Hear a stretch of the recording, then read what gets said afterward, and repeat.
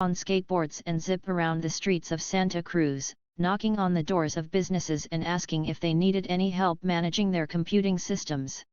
The young men, who had all grown up in South Africa with their cousin Elon Musk, soon decided there must be an easier way to hawk their technology smarts than going door to door. They wrote some software that allowed them to take control of their clients' systems from afar and to automate many of the standard tasks that companies required, such as installing updates for applications. The software became the basis of a new company called Everdream, and the brothers promoted their technology in some compelling ways. Billboards went up around Silicon Valley in which Lyndon Rive, a buff underwater hockey player, stood naked with his pants around his ankles, while holding a computer in front of his crotch. Up above his photo, the tagline for the ad read, "Don't get caught with your systems down." By 2004, Lyndon and his brothers, Peter and Russ, wanted a new challenge, something that not only made them money but, as Lyndon put it, something that made us feel good every single day. Near the end of the summer that year, Lyndon rented an RV and set out with Musk for the Black Rock Desert and the madness of Burning Man. The men used to go on adventures all the time when they were kids and looked forward to the long drive as a way to catch up and brainstorm about their businesses. Musk knew that Lyndon and his brothers were angling for something big. While driving, Musk turned to Lyndon and suggested that he look into the solar energy market. Musk had studied it a bit and thought there were some opportunities that others had missed. He said it was a good place to get into, Lyndon recalled. After arriving at Burning Man, Musk, a regular at the event, and his family went through their standard routines. They set up camp and prepped their art car for a drive. This year, they had cut the roof off a small car, elevated the steering wheel, shifted it to the right so that it was placed near the middle of the vehicle, and replaced the seats with a couch. Musk took a lot of pleasure in driving the funky creation. 19 Elon likes to see the rawness of people there, said Bill Lee, his longtime friend. It's his version of camping. He wants to go and drive the art cars and see installations and the great light shows. He dances a lot. Musk put on a display of strength and determination at the event as well. There was a wooden pole perhaps 30 feet high with a dancing platform at the top. Dozens of people tried and failed to climb it, and then Musk gave it a go. His technique was very awkward, and he should not have succeeded, said Lyndon.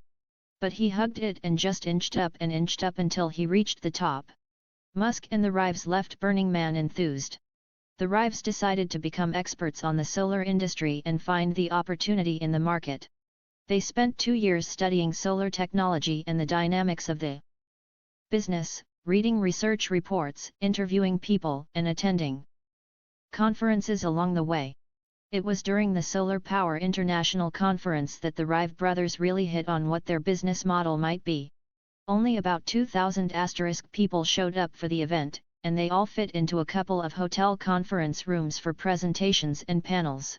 During one open discussion session, representatives from a handful of the world's largest solar installers were sitting on stage, and the moderator asked what they were doing to make solar panels more affordable for consumers. They all gave the same answer, Lyndon said. They said, "We're waiting for the cost of the panels to drop."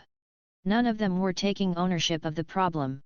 At the time, it was not easy for consumers to get solar panels on their houses. You had to be very proactive, acquiring the panels and finding someone else to install them. The consumer paid up front and had to make an educated guess as to whether or not his or her house even got enough sunshine to make the ordeal worthwhile.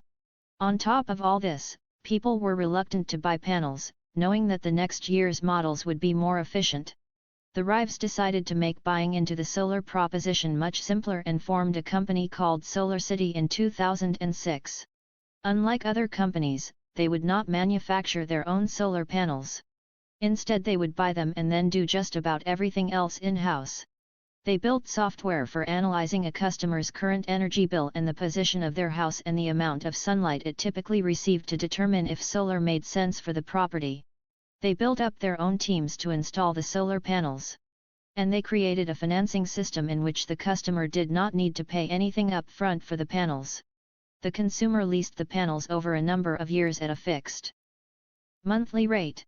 Consumers got a lower bill overall, they were no longer subject to the constantly rising rates of typical utilities, and, if they sold their house, they could pass the contract to the new owner. At the end of the lease, the homeowner could also upgrade to new, more efficient panels. Musk had helped his cousins come up with this structure and become the company's chairman and its largest shareholder, owning about a third of SolarCity.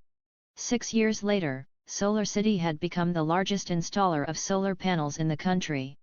The company had lived up to its initial goals and made installing the panels painless.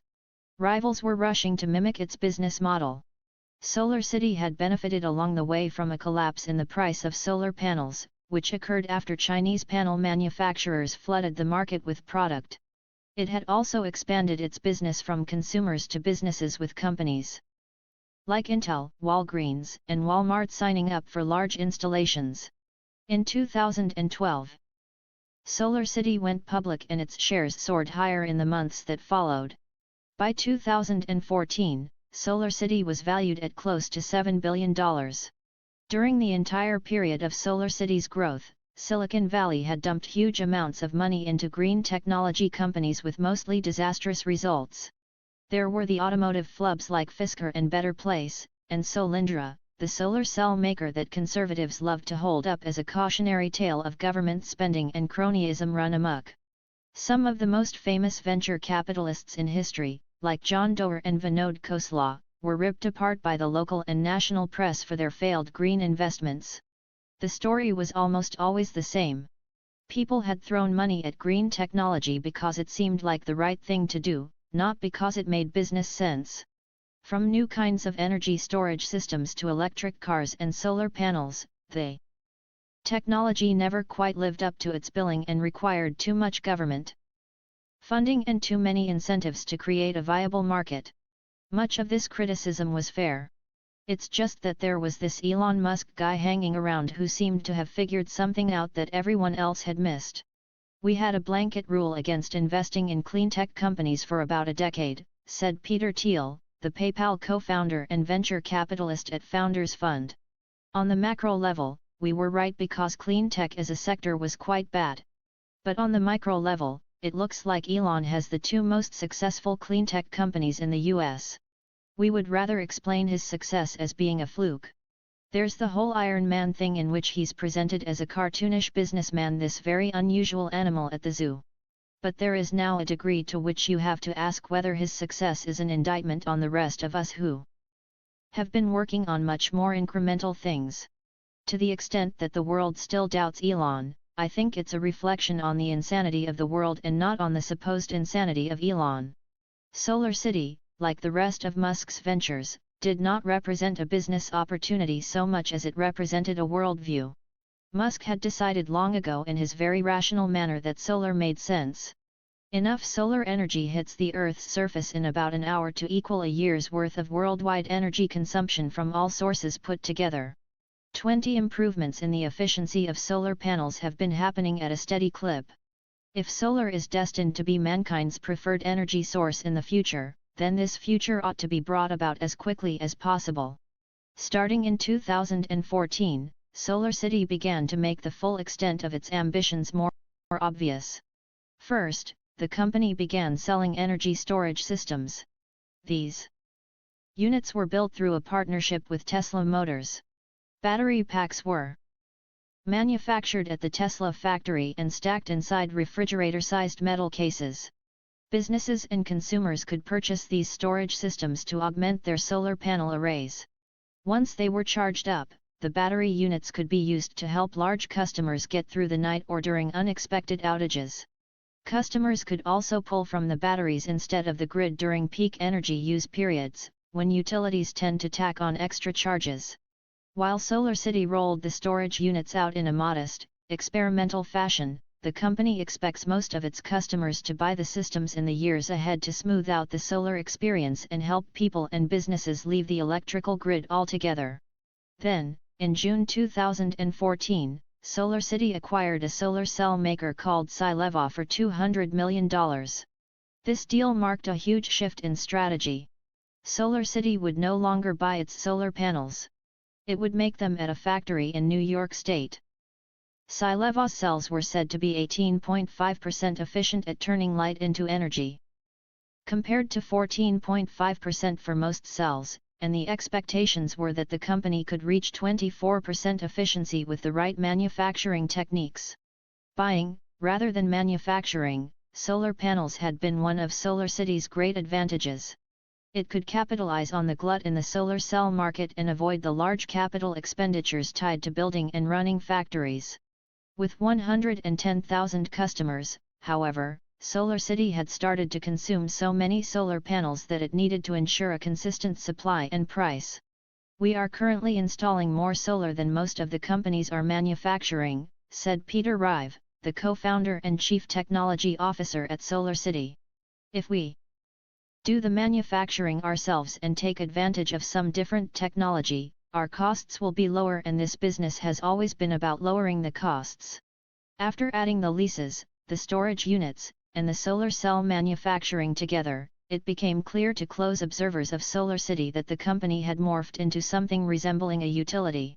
It had built out a network of solar systems all under its control and managed by the company's software. By the end of 2015, SolarCity expects to have installed 2 gigawatts worth of solar panels, producing 2.8 terawatt-hours of electricity per year. This would put us on a path to fulfill our goal to become one of the largest suppliers of electricity in the United States, the company said after announcing these figures in a quarterly earnings statement.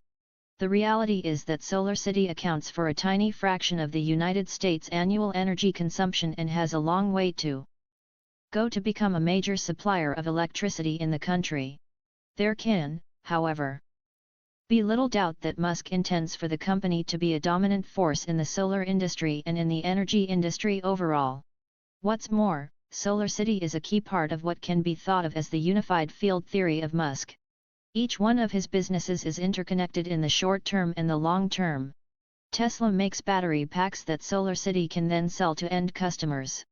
SolarCity supplies Tesla's charging stations with solar panels, helping Tesla to provide free recharging to its drivers. Newly minted Model S owners regularly opt to begin living the Musk lifestyle and outfit their homes with solar panels. Tesla and SpaceX help each other as well. They exchange knowledge around materials, manufacturing techniques, and the intricacies of operating factories that build so much stuff from the ground up. For most of their histories, SolarCity, Tesla, and SpaceX have been the clear underdogs in their respective markets and gone to war against deep-pocketed, entrenched competitors. The solar, automotive, and aerospace industries remain larded down by regulation and bureaucracy, which favors incumbents. To people in these industries, Musk came off as a wide-eyed technologist who could be easily dismissed and ridiculed, and who, as a competitor, fell somewhere on the spectrum between annoying and full of shit. The incumbents did their usual thing, using their connections in Washington to make life as miserable as possible on all three of Musk's companies, and they were pretty good at it. As of 2012, Musk Co. turned into a real threat, and it became harder to go at SolarCity, Tesla, or SpaceX as individual companies. Musk's star power had surged and washed over all three ventures at the same time. When Tesla's shares jumped, quite often SolarCity's did, too. Similar optimistic feelings accompanied successful SpaceX launches. They proved Musk knew how to accomplish the most difficult of things, and investors seemed to buy in more to the risks Musk took with his other enterprises. The executives and lobbyists of aerospace, energy, and automotive companies were suddenly going up against a rising star of big business and industrialist celebrity. Some of Musk's opponents started to fear being on the wrong side of history, or at least the wrong side of his glow. Others began playing really dirty. Musk has spent years buttering up the Democrats. He's visited the White House several times and has the ear of President Obama. Musk, however, is not a blind loyalist. He first and foremost backs the beliefs behind Musk Co. and then uses any pragmatic means at his disposal to advance his cause. Musk plays the part of the ruthless industrialist with a fierce capitalist streak better than most Republicans, and has the credentials to back it up and earn support. They Politicians in states like Alabama looking to protect some factory jobs for Lockheed, or in New Jersey trying to help out the automobile dealership lobby, now have to contend with a guy who has an employment and manufacturing empire spread across the entire United States. As of this writing, SpaceX had a factory in Los Angeles, a rocket test facility in Central Texas, and had just started construction on a spaceport in South Texas. SpaceX does a lot of business at existing launch sites in California and Florida, as well. Tesla had its car factory in Silicon Valley, the design center in Los Angeles, and had started construction on a battery factory in Nevada. Politicians from Nevada, Texas, California, New Mexico, and Arizona threw themselves at Musk over the battery factory, with Nevada ultimately winning the business by offering Tesla $1.4 billion in incentives. This event confirmed not only Musk's soaring celebrity but also his unmatched ability to raise funds. Solar City has created thousands of white and blue-collar cleantech jobs, and it will create manufacturing jobs at the solar panel factory that's being built in Buffalo, New York. Altogether, Musk Co. employed about 15,000 people at the end of 2014. Far from stopping there, the plan for Musk Co. calls for tens of thousands of more jobs to be created on the back of ever more ambitious products. Tesla's primary focus throughout 2015 will be bringing the Model X to market. Musk expects the SUV to sell at least as well as the Model S and wants Tesla's factories to be capable of making 100,000 cars per year by the end of 2015 to keep up with demand for both vehicles. The major downside accompanying the Model X is its price. The SUV will start at the same lofty prices as the Model S, which limits the potential customer base. The hope, though, is that the Model X turns into the luxury vehicle of choice for families and solidifies the Tesla brand's connection with women. Musk has pledged that the supercharger network, service centers, and the battery swap stations will be built out even more in 2015 to greet the arrival of the new vehicle. Beyond the Model X, Tesla has started work on the second version of the Roadster, talked about making a truck, and, in all seriousness, has begun modeling a type of submarine car that could transition from road to water. Musk paid $1 million for the Lotus Esprit that Roger Moore drove underwater in The Spy Who Loved Me and wants to prove that such a vehicle can be done. Maybe we'll make 2 or 3, but it wouldn't be more than that, Musk told the Independent newspaper. I think the market for submarine cars is quite small. At the opposite end of the sales spectrum, or so Musk hopes, will be Tesla's third-generation car, or the Model 3. Due out in 2017, this 4-door car would come in around $35,000 and be the real measure of Tesla's impact on the world. The company hopes to sell hundreds of thousands of the Model 3 and make electric cars truly mainstream. For comparison, BMW sells about 300,000 Minis and 500,000 of its BMW 3 Series vehicles per year. Tesla would look to match those figures. I think Tesla is going to make a lot of cars, Musk said. If we continue on the current growth rate, I think Tesla will be one of the most valuable companies in the world. Tesla already consumes a huge portion of the world's lithium-ion battery supply and will need far more batteries to produce the Model 3. This is why, in 2014, Musk announced plans to build what he dubbed the Gigafactory, or the world's largest lithium-ion manufacturing facility. Each Gigafactory will employ about 6,500 people and help Tesla meet a variety of goals. It should first allow Tesla to keep up with the battery demand created by its cars and the storage units sold by Solar City. Tesla also expects to be able to lower the costs of its batteries while improving their energy density. It will build the Gigafactory in conjunction with longtime battery partner Panasonic, but it will be Tesla that is running the factory and fine-tuning its operations. According to Strobel, the battery packs coming out of the Gigafactory should be dramatically cheaper and better than the ones built today, allowing Tesla not only to hit the $35,000 price target for the Model 3 but also to pave the way for electric vehicles with 500-plus miles of range. If Tesla actually can deliver an affordable car with 500 miles of range, it will have built what many people in the auto industry insisted for years was impossible. To do that while also constructing a worldwide network of free charging stations, revamping the way cars are sold, and revolutionizing automotive technology would be an exceptional feat in the history of capitalism. In early 2014, Tesla raised $2 billion by selling bonds. Tesla's ability to raise money from eager investors was a newfound luxury. Tesla had bordered on bankruptcy for much of its existence and been one major technical gaffe from obsolescence at all times. The money coupled with Tesla's still rising share price and strong sales has put the company in a position to open lots of new stores and service centers while advancing its manufacturing capabilities. We don't necessarily need all of the money for the Gigafactory right now, but I decided to raise it in advance because you never know when there will be some bloody meltdown, Musk said.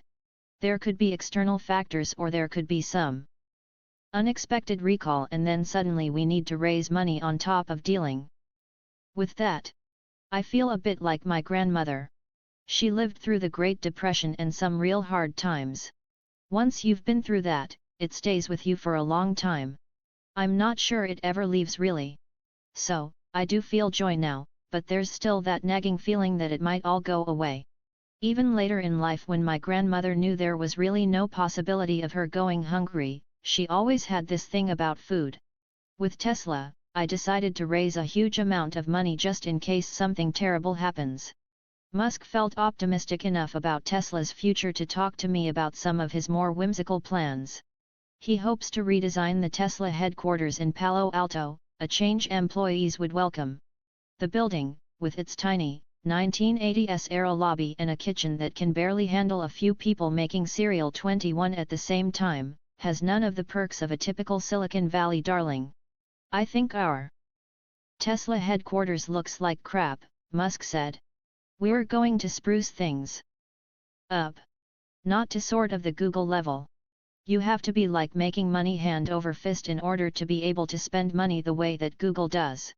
But we're going to make our headquarters much nicer and put in a restaurant. Naturally, Musk had ideas for some mechanical enhancements as well. Everybody around here has slides in their lobbies, he said. I'm actually wondering about putting in a roller coaster like a functional roller coaster at the factory in Fremont. You'd get in, and it would take you around factory but also up and down.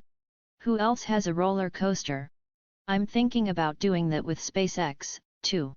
That one might be even bigger since SpaceX has like 10 buildings now. It would probably be really expensive, but I like the idea of it. What's fascinating is that Musk remains willing to lose it all. He doesn't want to build just one gigafactory but several.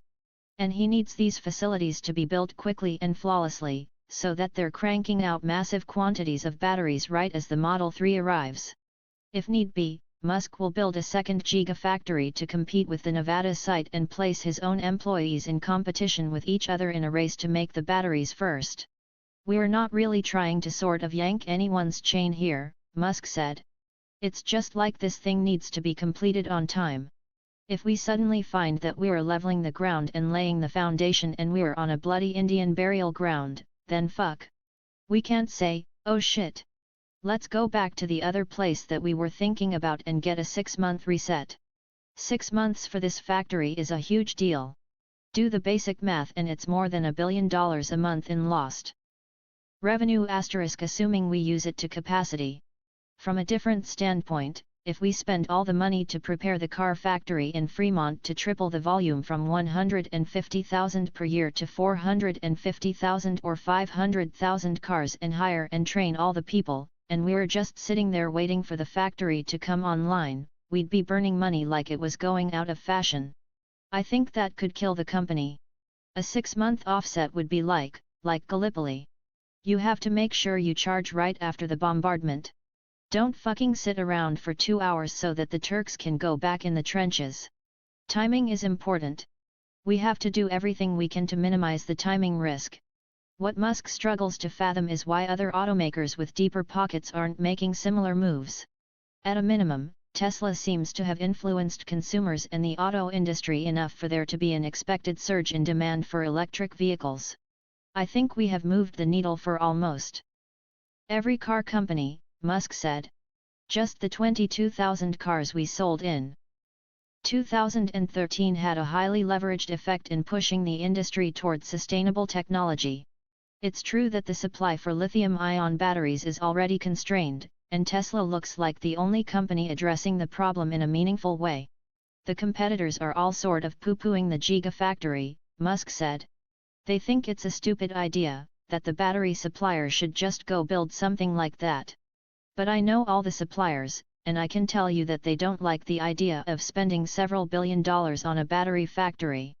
You've got a chicken and egg problem where the car companies are not going to commit to a giant volume because they're not sure you can sell enough electric cars. So, I know we can't get enough lithium-ion batteries unless we build this bloody factory, and I know no one else is building this thing. There's the potential that Tesla is setting itself up to capitalize on a situation like the one Apple found itself in when it first introduced the iPhone. Apple's rivals spent the initial year after the iPhone's release dismissing the product. Once it became clear Apple had a hit, the competitors had to catch up. Even with the device right in their hands, it took companies like HTC and Samsung years to produce anything comparable. Other once great companies like Nokia and BlackBerry didn't withstand the shock. If, and it's a big if, Tesla's Model 3 turned into a massive hit, the thing that everyone with enough money wanted because buying something else would just be paying for the past, then the rival automakers would be in a terrible bind. Most of the car companies dabbling in electric vehicles continue to buy bulky, off-the-shelf batteries rather than developing their own technology, no matter how much they wanted to respond to the Model 3. The automakers would need years to come up with a real challenger, and even then they might not have a ready supply of batteries for their vehicles. I think it is going to be a bit like that, Musk said. When will the first non-Tesla Gigafactory get built? Probably no sooner than 6 years from now. The big car companies are so derivative. They want to see it work somewhere else before they will approve the project and move forward. They're probably more like 7 years away. But I hope I'm wrong. Musk speaks about the cars, solar panels, and batteries with such passion that it's easy to forget they are more or less sideline projects. He believes in the technologies to the extent that he thinks they're the right things to pursue for the betterment of mankind. They've also brought him fame and fortune. Musk's ultimate goal, though, remains turning humans into an interplanetary species. This may sound silly to some, but there can be no doubt that this is Musk's raison d'être. Musk has decided that man's survival depends on setting up another colony on another planet, and that he should dedicate his life to making this happen. Musk is now quite rich on paper. He was worth about $10 billion at the time of this writing. When he started SpaceX more than a decade ago, however, he had far less capital at his disposal. He didn't have the fuck you money of a Jeff Bezos, who handed his space company Blue Origin a kingly pile of cash and asked it to make Bezos's dreams come true. If Musk wanted to get to Mars, he would have to earn it by building SpaceX into a real business. This all seems to have worked in Musk's favor. SpaceX has learned to make cheap and effective rockets and to push the limits of aerospace technology. In the near term, SpaceX will begin testing its ability to take people into space. It wants to perform a manned test flight by 2016 and to fly astronauts to the International Space Station for NASA the next year. The company will also likely make a major move into building and selling satellites, which would mark an expansion into one of the most lucrative parts of the aerospace business. Along with these efforts, SpaceX has been testing the Falcon Heavy, its giant rocket capable of flying the biggest payloads in the world, and its reusable rocket technology. In early 2015, SpaceX almost managed to land the first stage of its rocket on a platform in the ocean. Once it succeeds, it will begin performing tests on land. In 2014, SpaceX also began construction on its own spaceport in South Texas. It has acquired dozens of acres where it plans to construct a modern rocket launch facility unlike anything the world has seen. Musk wants to automate a great deal of the launch process, so that the rockets can be refueled, stood up, and fired on their own with computers handling the safety procedures. SpaceX wants to fly rockets several times a month for its business, and having its own spaceport should help speed up such capabilities. Getting to Mars will require an even more impressive set of skills and technology. We need to figure out how to launch multiple times a day, Musk said. The thing that's important in the long run is establishing a self-sustaining base on Mars. In order for that to work, in order to have a self-sustaining city on Mars, there would need to be millions of tons of equipment and probably millions of people. So how many launches is that? Well, if you send up 100 people at a time, which is a lot to go on such a long journey, you'd need to do 10,000 flights to get to 1 million people. So 10,000 flights over what period of time? Given that you can only really depart for Mars once every 2 years, that means you would need like 40 or 50 years. And then I think for each flight that departs to Mars you want to sort of launch the spacecraft into orbit and then have it be in a parking orbit and refuel its tanks with propellant. Essentially, the spacecraft would use a bunch of its propellant to get to orbit, but then you send up a tanker spacecraft to fill up the propellant tanks of the spacecraft so that it can depart for Mars at high speed and can do so and get there in 3 months instead of 6 months and with a large payload. I don't have a detailed plan for Mars, but I know of something at least that would work, which is sort of this all-methane system with a big booster, a spacecraft, and a tanker potentially. I think SpaceX will have developed a booster and spaceship in the 2025 time frame capable of taking large quantities of people and cargo to Mars. The thing that's important is to reach an economic threshold around the cost per person for a trip to Mars. If it costs $1 billion per person, there will be no Mars colony. At around $1 million or $500,000 per person, I think it's highly likely that there will be a self-sustaining Martian colony. There will be enough people interested who will sell their stuff on Earth and move. It's not about tourism. It's like people coming to America back in the New World days. You move, get a job there, and make things work. If you solve the transport problem, it's not that hard to make a pressurized transparent greenhouse to live in. But if you can't get there in the first place, it doesn't matter. Eventually, you'd need to heat Mars up if you want it to be an Earth-like planet, and I don't have a plan for that. That would take a long time in the best of circumstances. It would probably take, I don't know, somewhere between a century and a millennium. There's zero chance of it being terraformed and Earth-like in my lifetime. Not zero, but 0.001% chance, and you would have to take real drastic measures with Mars. Musk spent months pacing around his home in Los Angeles late at night thinking about these plans for Mars and bouncing them off Riley, whom he remarried near the end of 2012. I mean, there aren't that many people you can talk to about this sort of thing, Musk said. These chats included Musk daydreaming aloud about becoming the first man to set foot on the red planet. He definitely wants to be the first man on Mars, Riley said. I have begged him not to be. Perhaps Musk enjoys teasing his wife, or maybe he's playing coy, but he denied this ambition during one of our late-night chats. I would only be on the first trip to Mars if I was confident that SpaceX would be fine if I die, he said. I'd like to go, but I don't have to go. The point is not about me visiting Mars but about enabling large numbers of people to go to the planet. Musk may not even go into space. He does not plan to participate in SpaceX's upcoming human test flights. I don't think that would be wise, he said. It would be like the head of Boeing being a test pilot for a new plane. It's not the right thing for SpaceX or the future of space exploration. I might be on there if it's been flying for 3 or 4 years. Honestly, if I never go to space, that will be okay. The point is to maximize the probable lifespan of humanity. It's difficult to gauge just how seriously the average person takes Musk when he talks like this. A few years ago, most people would have lumped him into the category of people who hype up jetpacks and robots and whatever else Silicon Valley decided to fixate on for the moment.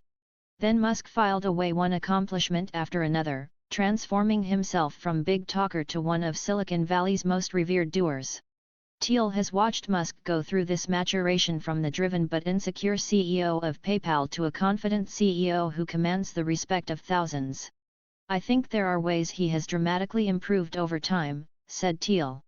Most impressive to Thiel has been Musk's ability to find bright, ambitious people and lure them to his companies. He has the most talented people in the aerospace industry working for him, and the same case can be made for Tesla, where, if you're a talented mechanical engineer who likes building cars, then you're going to Tesla because it's probably the only company in the US where you can do interesting new things. Both companies were designed with this vision of motivating a critical mass of talented people to work on inspiring things. Thiel thinks Musk's goal of getting humans to Mars should be taken seriously and believes it gives the public hope. Not everyone will identify with the mission, but the fact that there's someone out there pushing exploration and our technical abilities to their limits is important. The goal of sending a man to Mars is so much more inspiring than what other people are trying to do in space, Thiel said. It's this going back to the future idea. There's been this long wind down of the space program, and people have abandoned the optimistic visions of the future that we had in the early 1970s. SpaceX shows there is a way toward bringing back that future. There's great value in what Elon is doing.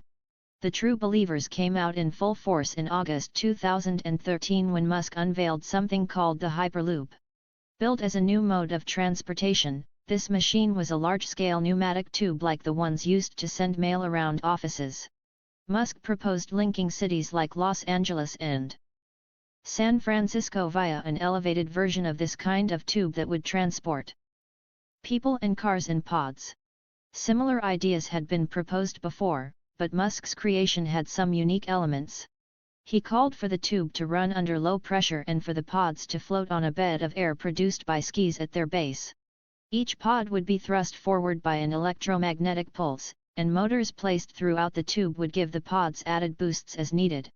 These mechanisms could keep the pods going at 800 miles per hour, allowing someone to travel from Los Angeles to San Francisco in about 30 minutes. The whole thing would, of course, be solar-powered and aimed at linking cities less than 1,000 miles apart.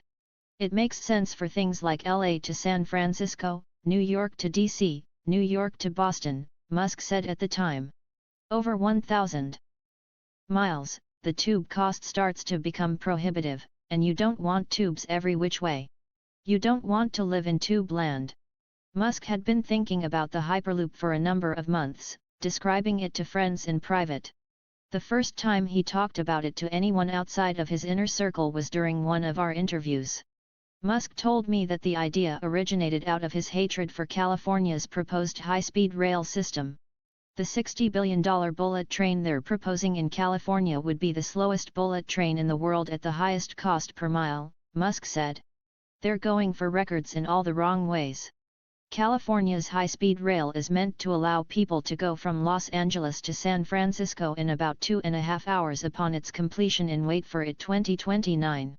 It takes about an hour to fly between the cities today and 5 hours to drive, placing the train right in the zone of mediocrity, which particularly not at Musk. He insisted. The Hyperloop would cost about $6 billion to $10 billion, go faster than a plane, and let people drive their cars onto a pod and drive out into a new city. At the time, it seemed that Musk had dished out the Hyperloop proposal just to make the public and legislators rethink the high-speed train. He didn't actually intend to build the thing. It was more that he wanted to show people that more creative ideas were out there for things that might actually solve problems and push the state forward. With any luck, the high-speed rail would be cancelled. Musk said as much to me during a series of emails and phone calls leading up to the announcement. Down the road, I might fund or advise on a Hyperloop project, but right now I can't take my eye off the ball at either SpaceX or Tesla, he wrote. Musk's tune, however, started to change after he released the paper detailing the Hyperloop. Bloomberg Businessweek had the first story on it, and the magazine's web server began melting down as people stormed the website to read about the invention. Twitter went nuts as well. About an hour after Musk released the information, he held a conference call to talk about the Hyperloop, and somewhere in between our numerous earlier chats and that moment, he'd decided to build the thing, telling reporters that he would consider making at least a prototype to prove that the technology could work. Some people had their fun with all of this. Billionaire unveils imaginary space train, teased Valleywag. We love Elon Musk's nutso determination. There was certainly a time when electric cars and private space flight seemed silly, too. But what's sillier is treating this as anything other than a very rich man's wild imagination. Unlike its early Tesla-bashing days, Valleywag was now the minority voice. People seemed mainly to believe Musk could do it. The depth to which people believed it, I think, surprised Musk and forced him to commit to the prototype. In a weird life-imitating art moment, Musk really had become the closest thing the world had to Tony Stark, and he could not let his adoring public down. Shortly after the release of the Hyperloop plans, Shervin Pishovar, an investor and friend of Musk's, brought the detailed specifications for the technology with him during a 90-minute meeting with President Obama at the White House. The president fell in love with the idea, Pishovar said. The president's staff studied the documents and arranged a one-on-one with Musk and Obama in April 2014. Since then, Pishovar, Kevin Brogan, and others, have formed a company called Hyperloop Technologies Incorporated with the hopes of building the first leg of the Hyperloop between Los Angeles and Las Vegas. In theory, people would be able to hop between the two cities in about 10 minutes. Nevada Senator Harry Reid has been briefed on the idea as well, and efforts are underway to buy the land rights alongside Interstate 15 that would make the high-speed transport possible. For employees like Gwynne Shotwell and J.B. Straubel, working with Musk means helping develop these sorts of wonderful technologies in relative obscurity.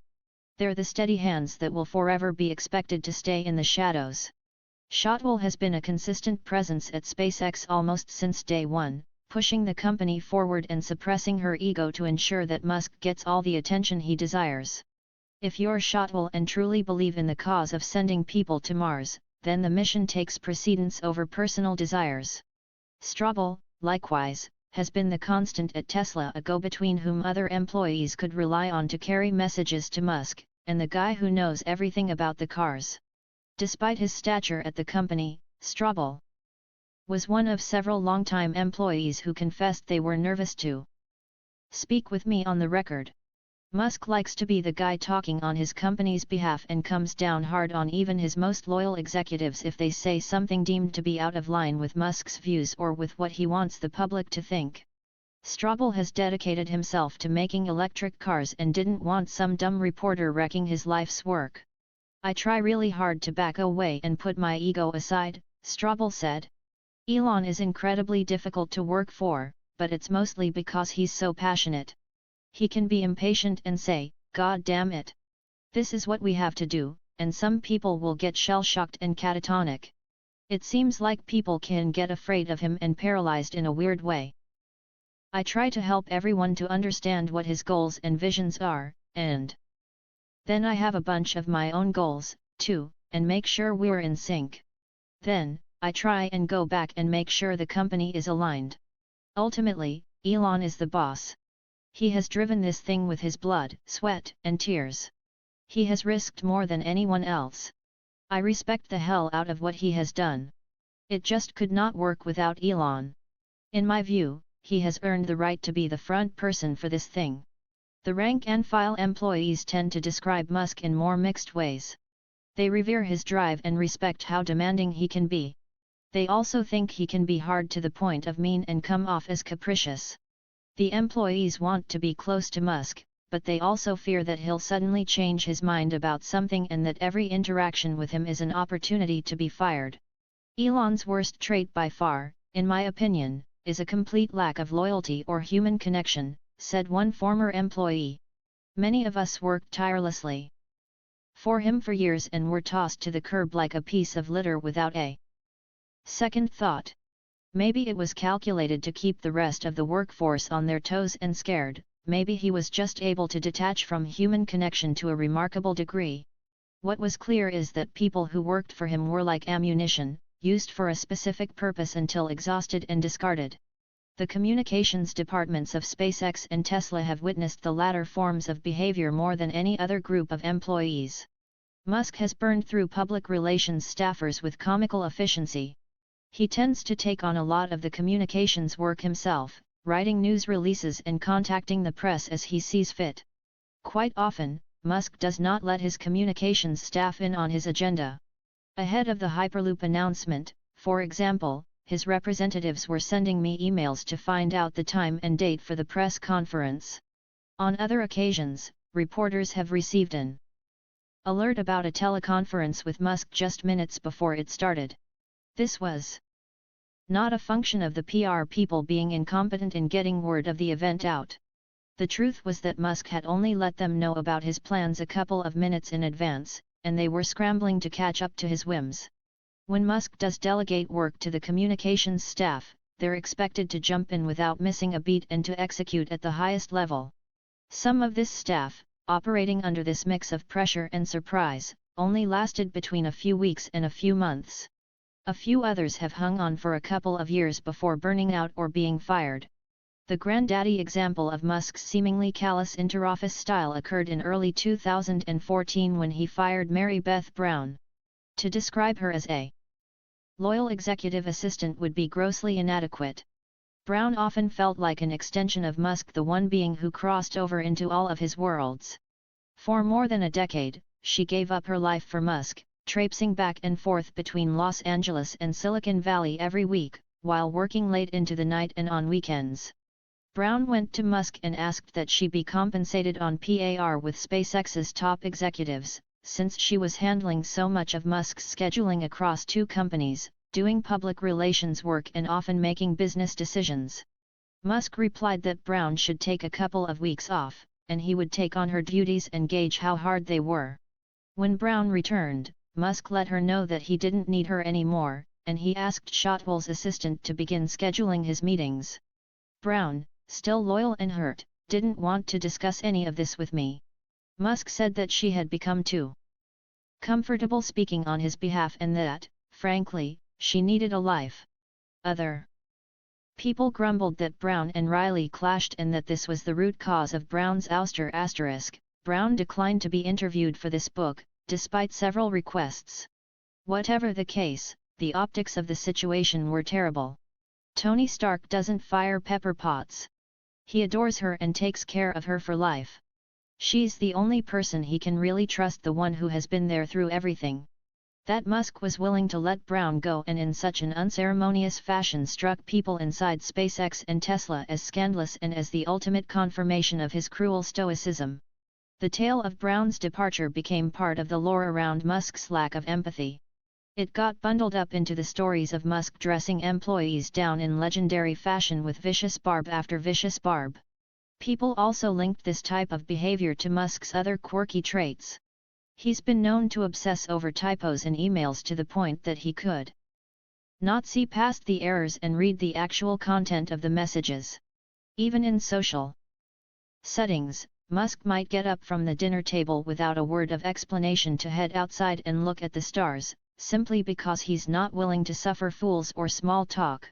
After adding up this behavior, dozens of people expressed to me their conclusion that Musk sits somewhere on the autism spectrum and that he has trouble considering other people's emotions and caring about their well-being.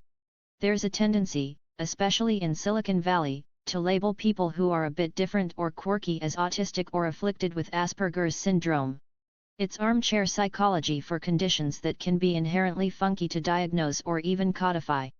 To slap this label on Musk feels ill-informed and too easy. Musk acts differently with his closest friends and family than he does with employees, even those who have worked alongside him for a long time. Among his inner circle, Musk is warm, funny, and deeply emotional. He might not engage in the standard chit-chat, asking a friend how his kids are doing, but he would do everything in his considerable power to help that friend if his child were sick or in trouble.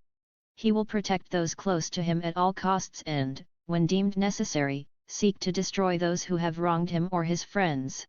Musk's behavior matches up much more closely with someone who is described by neuropsychologists as profoundly gifted.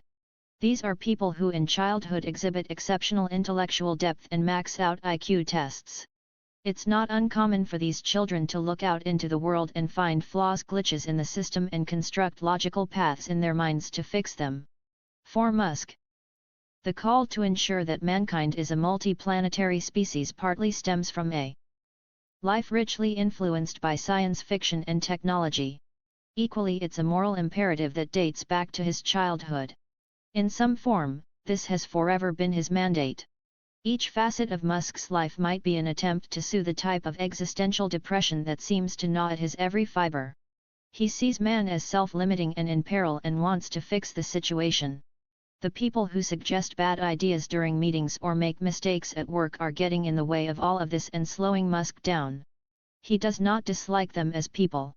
It's more that he feels pained by their mistakes, which have consigned man to peril that much longer. The perceived lack of emotion is a symptom of Musk sometimes feeling like he's the only one who really grasps the urgency of his mission. He's less sensitive and less tolerant than other people because the stakes are so high. Employees need to help solve the problems to the absolute best of their ability, or they need to get out of the way. Musk has been pretty upfront about these tendencies. He's implored people to understand that he's not chasing momentary opportunities in the business world. He's trying to solve problems that have been consuming him for decades. During our conversations, Musk went back to this very point over and over again, making sure to emphasize just how long he'd thought about electric cars and space. The same patterns are visible in his actions as well. When Musk announced in 2014 that Tesla would open source all of its patents, analysts tried to decide whether this was a publicity stunt or if it had an ulterior motive or a catch. But the decision was a straightforward one for Musk. He wants people to make and buy electric cars. Man's future, as he sees it, depends on this. If open sourcing Tesla's patents means other companies can build electric cars more easily, then that is good for mankind, and the ideas should be free. The cynic will scoff at this, and understandably so. Musk, however, has been programmed to behave this way and tends to be sincere when explaining his thinking almost to a fault. The people who get closest to Musk are the ones who learn to relate to this mode of thinking. 22 They're the ones who can identify with his vision yet challenge him intellectually to complete it. When he asked me during one of our dinners if I thought he was insane, it was a test of sorts. We had talked enough that he knew I was interested in what he was doing. He had started to trust me and open up, but wanted to make sure one final time that I truly grasped the importance of his quest. Many of his closest friends have passed much grander, more demanding tests. They've invested in his companies. They've defended him against critics. They helped him keep the wolves at bay during 2008. They've proven their loyalty and their commitment to his cause.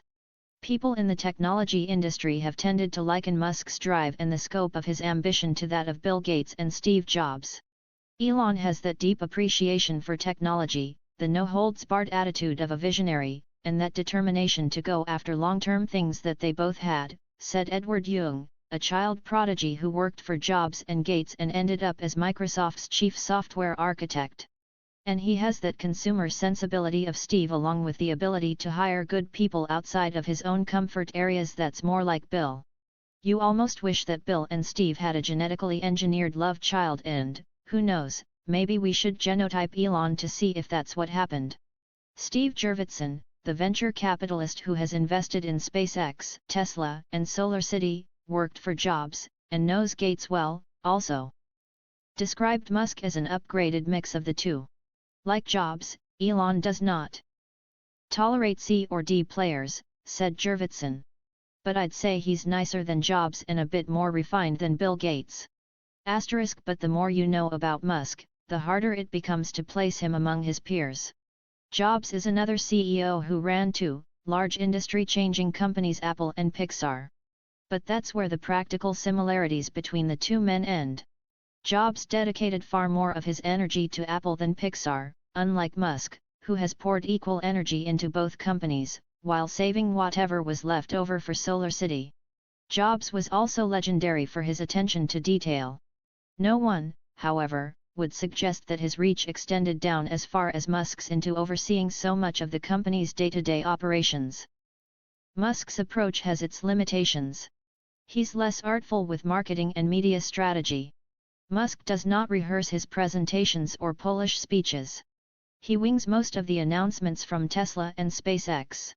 He'll also fire off some major bit of news on a Friday afternoon when it's likely to get lost as reporters head home for the weekend, simply because that's when he finished writing the press release or wanted to move on to something else. Jobs, by contrast, treated every presentation and media moment as precious. Musk simply does not have the luxury to work that way. "I don't have days to practice," he said. "I've got to give impromptu talks, and the results may vary." As for whether Musk is leading the technology industry to new heights like Gates and Jobs, the professional pundits remain mixed. One camp holds that SolarCity, Tesla, and SpaceX offer little in the way of real hope for an industry that could use some blockbuster innovations. For the other camp, Musk is the real deal and the brightest shining star of what they see as a coming revolution in technology.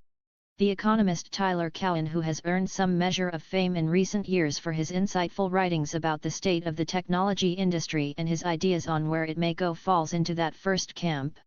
In The Great Stagnation, Cowen bemoaned the lack of big technological advances and argued that the American economy has slowed and wages have been depressed as a result. In a figurative sense, the American economy has enjoyed lots of low-hanging fruit since at least the 17th century, whether it be free land, lots of immigrant labor, or powerful new technologies, he wrote. Yet during the last 40 years, that low-hanging fruit started disappearing, and we started pretending it was still there. We have failed to recognize that we are at a technological plateau and the trees are more bare than we would like to think. That's it. That is what has gone wrong. In his next book, Average is Over, Cowen predicted an unromantic future in which a great divide had occurred between the haves and the have-nots. In Cowen's future, huge gains in artificial intelligence will lead to the elimination of many of today's high-employment lines of work. The people who thrive in this environment will be very bright and able to complement the machines and team effectively with them. As for the unemployed masses? Well, many of them will eventually find jobs going to work for the haves, who will employ teams of nannies, housekeepers, and gardeners. If anything Musk is doing might alter the course of mankind toward a rosier future, Cowen can't find it. Coming up with true breakthrough ideas is much harder today than in the past, according to Cowen, because we've already mined the bulk of the big discoveries. During a lunch in Virginia, Cowen described Musk not as a genius inventor but as an attention seeker, and not a terribly good one at that. "I don't think a lot of people care about getting to Mars," he said. "And it seems like a very expensive way to drive whatever breakthroughs you might get from it. Then, you hear about the Hyperloop. I don't think he has any intention of doing it. You have to wonder if it's not meant just to be publicity for his companies. As for Tesla, it might work. But you're still just pushing the problems back somewhere else. You still have to generate power. It could be that he is challenging convention less than people think." These sentiments are not far off from those of Václav Smil, a professor emeritus at the University of Manitoba. Bill Gates has hailed Smil as an important writer for his tomes on energy, the environment, and manufacturing.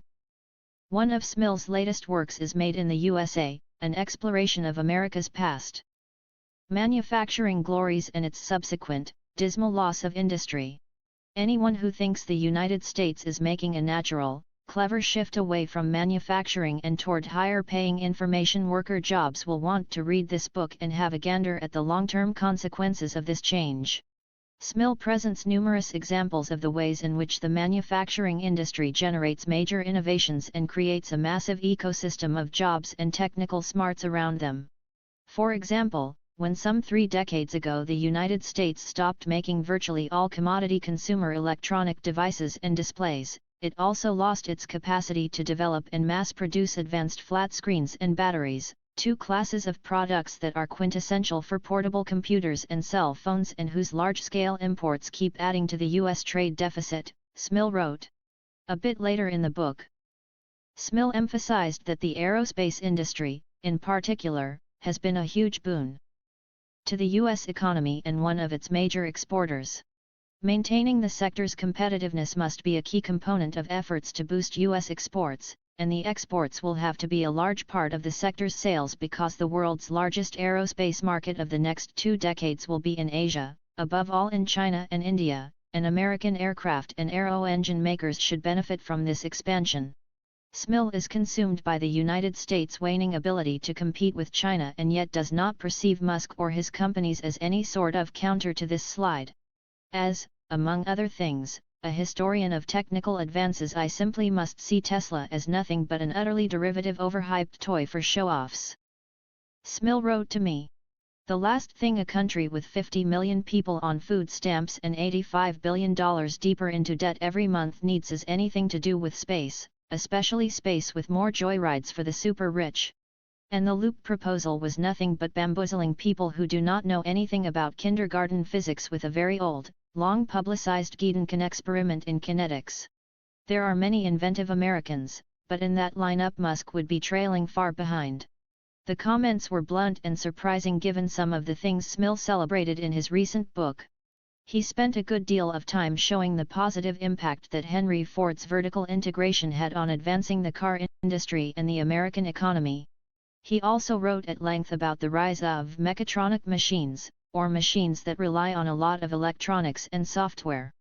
By 2010 the electronic controls for a typical sedan required more lines of software code than the instructions needed to operate the latest Boeing jetliner, Smil wrote. American manufacturing has turned modern cars into remarkable mechatronic machines. The first decade of the 21st century also brought innovations ranging from the deployment of new materials, carbon composites in aviation, nanostructures, to wireless electronics. There's a tendency among critics to dismiss Musk as a frivolous dreamer that stems first and foremost from a misunderstanding of what Musk is actually doing. People like Smil seem to catch an article or television show that hits on Musk's quest to get to Mars and immediately lump him with the space tourism crowd. Musk, though, hardly ever talks about tourism and has, since day one, built up SpaceX to compete at the industrial end of the space business. If Smil thinks Boeing selling planes is crucial to the American economy, then he should be enthused about what SpaceX has managed to accomplish in the commercial launch market. SpaceX builds its products in the United States, has made dramatic advances in aerospace technology, and has made similar advances in materials and manufacturing techniques. It would not take much to argue that SpaceX is America's only hope of competing against China in the next couple of decades. As for mechatronic machines, SpaceX and Tesla have set the example of fusing together electronics, software, and metal that their rivals are now struggling to match. And all of Musk's companies, including SolarCity, have made dramatic use of vertical integration and turned in-house control of components into a real advantage. To get a sense of how powerful Musk's work may end up being for the American economy, have a think about the dominant mechatronic machine of the past several years, the smartphone. Pre-iPhone, the United States was the laggard in the telecommunications industry. All of the exciting cell phones and mobile services were in Europe and Asia, while American consumers bumbled along with dated equipment. When the iPhone arrived in 2007, it changed everything. Apple's device mimicked many of the functions of a computer and then added new abilities with its apps, sensors, and location awareness. Google charged to market with its Android software and related handsets, and the United States suddenly emerged as the driving force in the mobile industry. Smartphones were revolutionary because of the ways they allowed hardware, software, and services to work in unison. This was a mix that favored the skills of Silicon Valley. The rise of the smartphone led to a massive industrial boom in which Apple became the most valuable company in the country, and billions of its clever devices were spread all over the world. Tony Fadell, the former Apple executive credited with bringing the iPod and iPhone to market, has characterized the smartphone as representative of a type of supercycle in which hardware and software have reached a critical point of maturity. Electronics are good and cheap, while software is more reliable and sophisticated. Their interplay is now resulting in science fiction, worthy ideas we were promised long ago becoming a reality. Google has its self-driving cars and has acquired dozens of robotics companies as it looks to merge code and machine. Fadell's company Nest has its intelligent thermostats and smoke alarms. General Electric has jet engines packed full of sensors taught to proactively report possible anomalies to its human mechanics. And a host of startups have begun infusing medical devices with powerful software to help people monitor and analyze their bodies and diagnose conditions. Tiny satellites are being put into orbit 20 at a time, and instead of being given a fixed task for their entire lifetimes, like their predecessors, they're being reprogrammed on the fly for a wide variety of business and scientific tasks. Zero, a startup in Mountain View, has a couple of former SpaceX staffers on hand and is working on a secretive new type of transport. A flying car at last? Perhaps. For Fadell, Musk's work sits at the highest end of this trend. He could have just made an electric car, Fadell said. But he did things like use motors to actuate the door handles. He's bringing the consumer electronics and the software together, and the other car companies are trying to figure out a way to get there. Whether it's Tesla or SpaceX taking Ethernet cables and running them inside of rocket ships, you are talking about combining the old world science of manufacturing with low-cost, consumer-grade technology. You put these things together, and they morph into something we have never seen before. All of a sudden there is a wholesale change, he said. It's a step function. To the extent that Silicon Valley has searched for an inheritor to Steve Jobs' role as the dominant, guiding force of the technology industry, Musk has emerged as the most likely candidate. He's certainly the it guy of the moment. Startup founders, proven executives, and legends hold him up as the person they most admire. The more mainstream Tesla can become, the more Musk's reputation will rise. A hot-selling Model 3 would certify Musk as that rare being able to rethink an industry, read consumers, and execute. From there, his more fanciful ideas start to seem inevitable. Elon is one of the few people that I feel is more accomplished than I am, said Craig Venter, the man who decoded the human genome and went on to create synthetic life forms. At some point he hopes to work with Musk on a type of DNA printer that could be sent to Mars. It would, in theory, allow humans to create medicines, food, and helpful microbes for early settlers of the planet. I think biological teleportation is what is going to truly enable the colonization of space, he said. Elon and I have been talking about how this might play out. One of Musk's most ardent admirers is also one of his best friends, Larry Page, the co-founder and CEO of Google. Page has ended up on Musk's house surfing schedule. He's kind of homeless, which I think is sort of funny, Page said. He'll email and say, I don't know where to stay tonight. Can I come over? I haven't given him a key or anything yet. Google has invested more than just about any other technology company into Musk's sort of moonshot projects, self-driving cars, robots, and even a cash prize to get a machine onto the moon cheaply. The company, however, operates under a set of constraints and expectations that come with employing tens of thousands of people and being analyzed constantly by investors. It's with this in mind that Page sometimes feels a bit envious of Musk, who has managed to make radical ideas the basis of his companies. If you think about Silicon Valley or corporate leaders in general, they're not usually lacking in money, Page said. If you have all this money, which presumably you're going to give away and couldn't even spend it all if you wanted to, why then are you devoting your time to a company that's not really doing anything good? That's why I find Elon to be an inspiring example. He said, well, what should I really do in this world? Solve cars, global warming, and make humans multi-planetary. I mean, those are pretty compelling goals, and now he has businesses to do that. This becomes a competitive advantage for him, too. Why would you want to work for a defense contractor when you can work for a guy who wants to go to Mars and he's going to move heaven and earth to make it happen? You can frame a problem in a way that's really good for the business. At one point, a quotation from Page made the rounds, saying that he wanted to leave all of his money to Musk. Page felt he was misquoted but stood by the sentiment. I'm not leaving my money to him at the moment, Page said. But Elon makes a pretty compelling case for having a multi-planetary society just because, otherwise we might all die, which seems like it would be sad for all sorts of different reasons. I think it's a very doable project, and it's a relatively modest resource that we need to set up a permanent human settlement on Mars. I was just trying to make the point that that's a really powerful idea. As Page puts it, good ideas are always crazy until they're not. It's a principle he's tried to apply at Google. When Page and Sergey Brin began wondering aloud about developing ways to search the text inside of books, all of the experts they consulted said it would be impossible to digitize every book. The Google co-founders decided to run the numbers and see if it was actually physically possible to scan the books in a reasonable amount of time. They concluded it was, and Google has since scanned millions of books. I've learned that your intuition about things you don't know that much about isn't very good, Page said. The way Elon talks about this is that you always need to start with the first principles of a problem. What are the physics of it? How much time will it take? How much will it cost? How much cheaper can I make it? There's this level of engineering and physics that you need to make judgments about what's possible and interesting. Elon is unusual in that he knows that, and he also knows business and organization and leadership and governmental issues. Some of the conversations between Musk and Page take place at a secret apartment Google owns in downtown Palo Alto.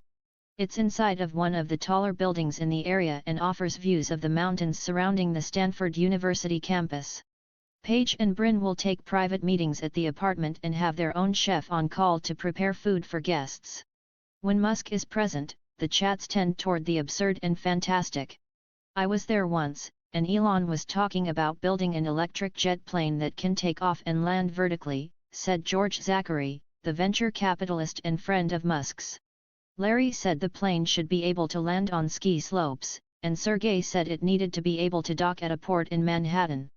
Then they started talking about building a commuter plane that was always circling the Earth, and you'd hop up to it and get places incredibly fast. I thought everyone was kidding, but at the end I asked Elon, "Are you really going to do that?" And he said, "Yes.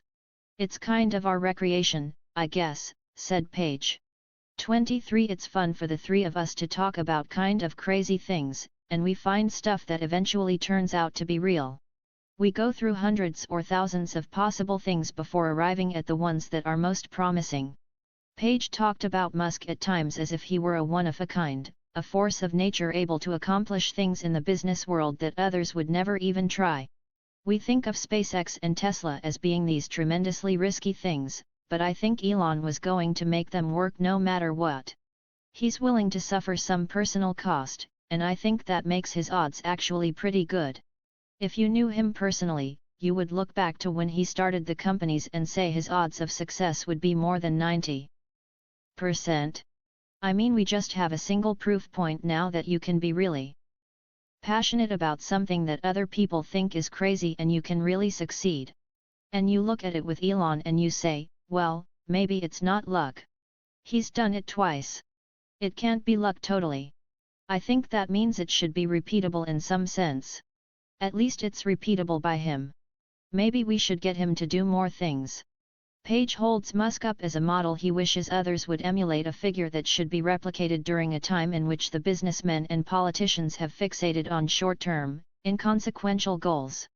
I don't think we're doing a good job as a society deciding what things are really important to do, Page said. I think like we're just not educating people in this kind of general way. You should have a pretty broad engineering and scientific background. You should have some leadership training and a bit of MBA training or knowledge of how to run things, organize stuff, and raise money. I don't think most people are doing that, and it's a big problem. Engineers are usually trained in a very fixed area. When you're able to think about all of these disciplines together, you kind of think differently and can dream of much crazier things and how they might work. I think that's really an important thing for the world. That's how we make progress. The pressure of feeling the need to fix the world takes its toll on Musk's body. There are times when you run into Musk and he looks utterly exhausted. He does not have bags under his eyes but rather deep, shadowy valleys.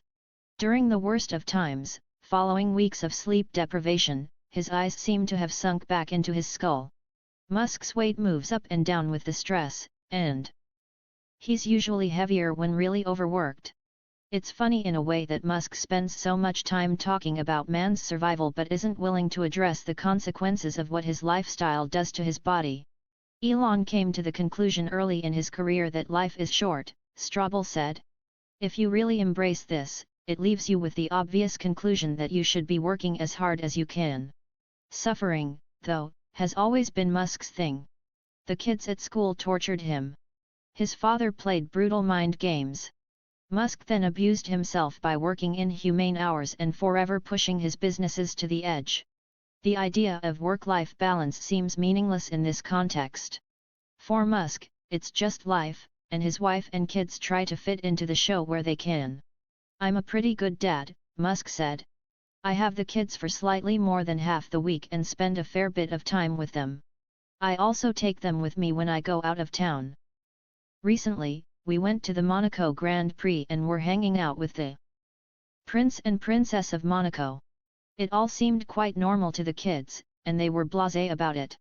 They are growing up having a set of experiences that are extremely unusual, but you don't realize experiences are unusual until you are much older. They're just your experiences. They have good manners at meals." It bothers Musk a bit that his kids won't suffer like he did. He feels that the suffering helped to make him who he is and gave him extra reserves of strength and will. "They might have a little adversity at school, but these days schools are so protective," he said. "If you call someone a name, you get sent home. When I was going to school, if they punched you and there was no blood, it was like, whatever. Shake it off. Even if there was a little blood, but not a lot, it was fine. What do I do? Create artificial adversity? How do you do that? The biggest battle I have is restricting their video game time because they want to play all the time.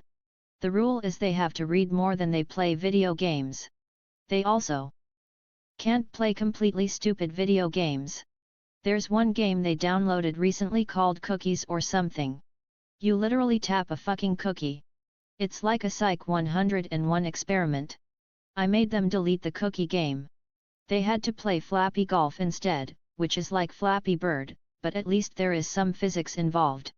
Musk has talked about having more kids, and it's on this subject that he delivers some controversial philosophizing vis-a-vis the creator of Beavis and Butt-Head.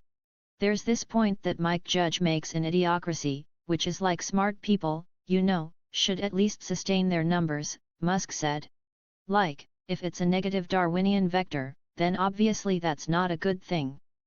It should be at least neutral. But if each successive generation of smart people has fewer kids, that's probably bad, too. I mean, Europe, Japan, Russia, China are all headed for demographic implosion.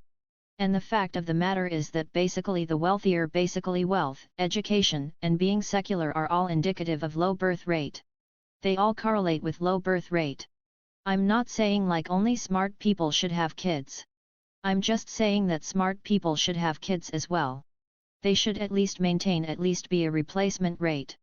And the fact of the matter is that I notice that a lot of really smart women have 0 or 1 kid. You're like, wow, that's probably not good. The next decade of Musk Co. should be quite something. Musk has given himself a chance to become one of the greatest businessmen and innovators of all time. By 2025 Tesla could very well have a lineup of 5 or 6 cars and be the dominant force in a booming electric car market. Playing off its current growth rate, SolarCity will have had time to emerge as a massive utility company and the leader in a solar market that had finally lived up to its promise. SpaceX? Well, it's perhaps the most intriguing. According to Musk's calculations, SpaceX should be conducting weekly flights to space, carrying humans and cargo, and have put most of its competitors out of business. Its rockets should be capable of doing a couple of laps around the moon and then landing with pinpoint accuracy back at the spaceport in Texas. And the preparation for the first few dozen trips to Mars should be well underway. If all of this were taking place, Musk, then in his mid-50s, likely would be the richest man in the world and among its most powerful. He would be the majority shareholder in 3 public companies, and history would be preparing to smile broadly on what he had accomplished. During a time in which countries and other businesses were paralyzed by indecision and inaction, Musk would have mounted the most viable charge against global warming, while also providing people with an escape plan just in case. He would have brought a substantial amount of crucial manufacturing back to the United States while also providing an example for other entrepreneurs hoping to harness a new age of wonderful machines. As Thiel said, Musk may well have gone so far as to give people hope and to have renewed their faith in what technology can do for mankind. This future, of course, remains precarious. Huge technological issues confront all three of Musk's companies. He's bet on the inventiveness of man and the ability of solar, battery, and aerospace technology to follow predicted price and performance curves. Even if these bets hit as he hopes, Tesla could face a weird, unexpected recall. SpaceX could have a rocket carrying humans blow up, an incident that could very well end the company on the spot. Dramatic risks accompany just about everything Musk does. By the time our last dinner had come around, I had decided that this propensity for risk had little to do with Musk being insane, as he had wondered aloud several months earlier. No, Musk just seems to possess a level of conviction that is so intense and exceptional as to be off-putting to some. As we shared some chips and guacamole and cocktails, I asked Musk directly just how much he was willing to put on the line. His response? Everything that other people hold dear. I would like to die on Mars, he said. Just not on impact. Ideally I'd like to go for a visit, come back for a while, and then go there when I'm like 70 or something and then just stay there. If things turn out well, that would be the case. If my wife and I have a bunch of kids, she would probably stay with them on Earth. Epilogue. Elon Musk is a body that remains very much in motion. By the time this book reaches your hands, it's quite possible that Musk and SpaceX will have managed to land a rocket on a barge at sea or back on a launch pad in Florida. Tesla Motors may have unveiled some of the special features of the Model X. Musk could have formally declared war on the artificial intelligence machines coming to life inside of Google's data centers. Who knows? What's clear is that Musk's desire to take on more keeps growing. Just as I was putting the finishing touches on this book, Musk unfurled a number of major initiatives. The most dramatic of which is a plan to surround the Earth with thousands of small communications satellites. Musk wants, in effect, to build a space-based internet in which the satellites would be close enough to the planet to beam down bandwidth at high speeds. Such a system would be useful for a couple of reasons: in areas too poor or too remote to have fiber optic connections, it would provide people with high-speed internet for the first time. It could also function as an efficient backhaul network for businesses and consumers. Musk, of course, also sees this space internet as key to his long-term ambitions around Mars. It will be important for Mars to have a global communications network, he said. I think this needs to be done, and I don't see anyone else doing it. SpaceX will build these satellites at a new factory and will also look to sell more satellites to commercial customers as it perfects the technology. To fund part of this unbelievably ambitious project, SpaceX secured $1 billion from Google and Fidelity. In a rare moment of restraint, Musk declined to provide an exact delivery date for his space internet, which he forecasts will cost more than $10 billion to build. People should not expect this to be active sooner than 5 years, he said. But we see it as a long-term revenue source for SpaceX to be able to fund a city on Mars. Meanwhile, SolarCity has purchased a new research and development facility near the Tesla factory in Silicon Valley that's intended to aid its manufacturing work. The building it acquired was the old Solindrum manufacturing plant, another symbol of Musk's ability to thrive in the green technology industry that has destroyed so many other entrepreneurs. And Tesla continues to build its Gigafactory in Nevada at pace, while its network of charging stations has saved upward of 4 million gallons of gas. During a quarterly earnings announcement, J.B. Straubel promised that Tesla would start producing battery systems for home use in 2015 that would let people hop off the grid for periods of time. Musk then one-upped Straubel, bragging that he thinks Tesla could eventually be more valuable than Apple and could challenge it in the race to be the first $1 trillion company. A handful of groups have also set to work building prototype Hyperloop systems in and around California. Oh, and Musk starred in an episode of The Simpsons titled The Musk Who Fell to Earth, in which Homer became his inventive muse. The heady expansion plans and triumphant rhetoric from Musk were still not quite enough to hide all of Musk Co.'s flaws. Early 2015 marked the vociferous return of Musk's detractors on Wall Street.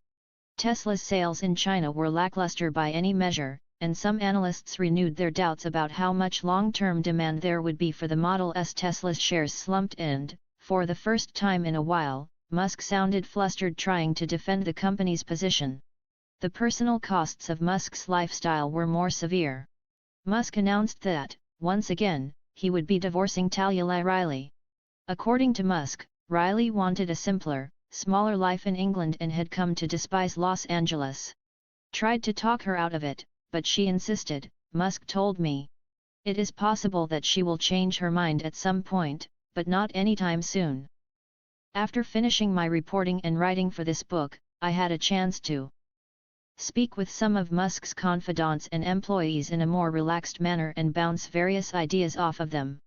I'm more convinced than ever that Musk is, and has always been, a man on a quest, and that his brand of quest is far more fantastic and consuming than anything most of us will ever experience. It seems that he's become almost addicted to expanding his ambitions and can't quite stop himself from announcing things like the Hyperloop and the space internet. I'm also more convinced than ever that Musk is a deeply emotional person who suffers and rejoices in an epic fashion.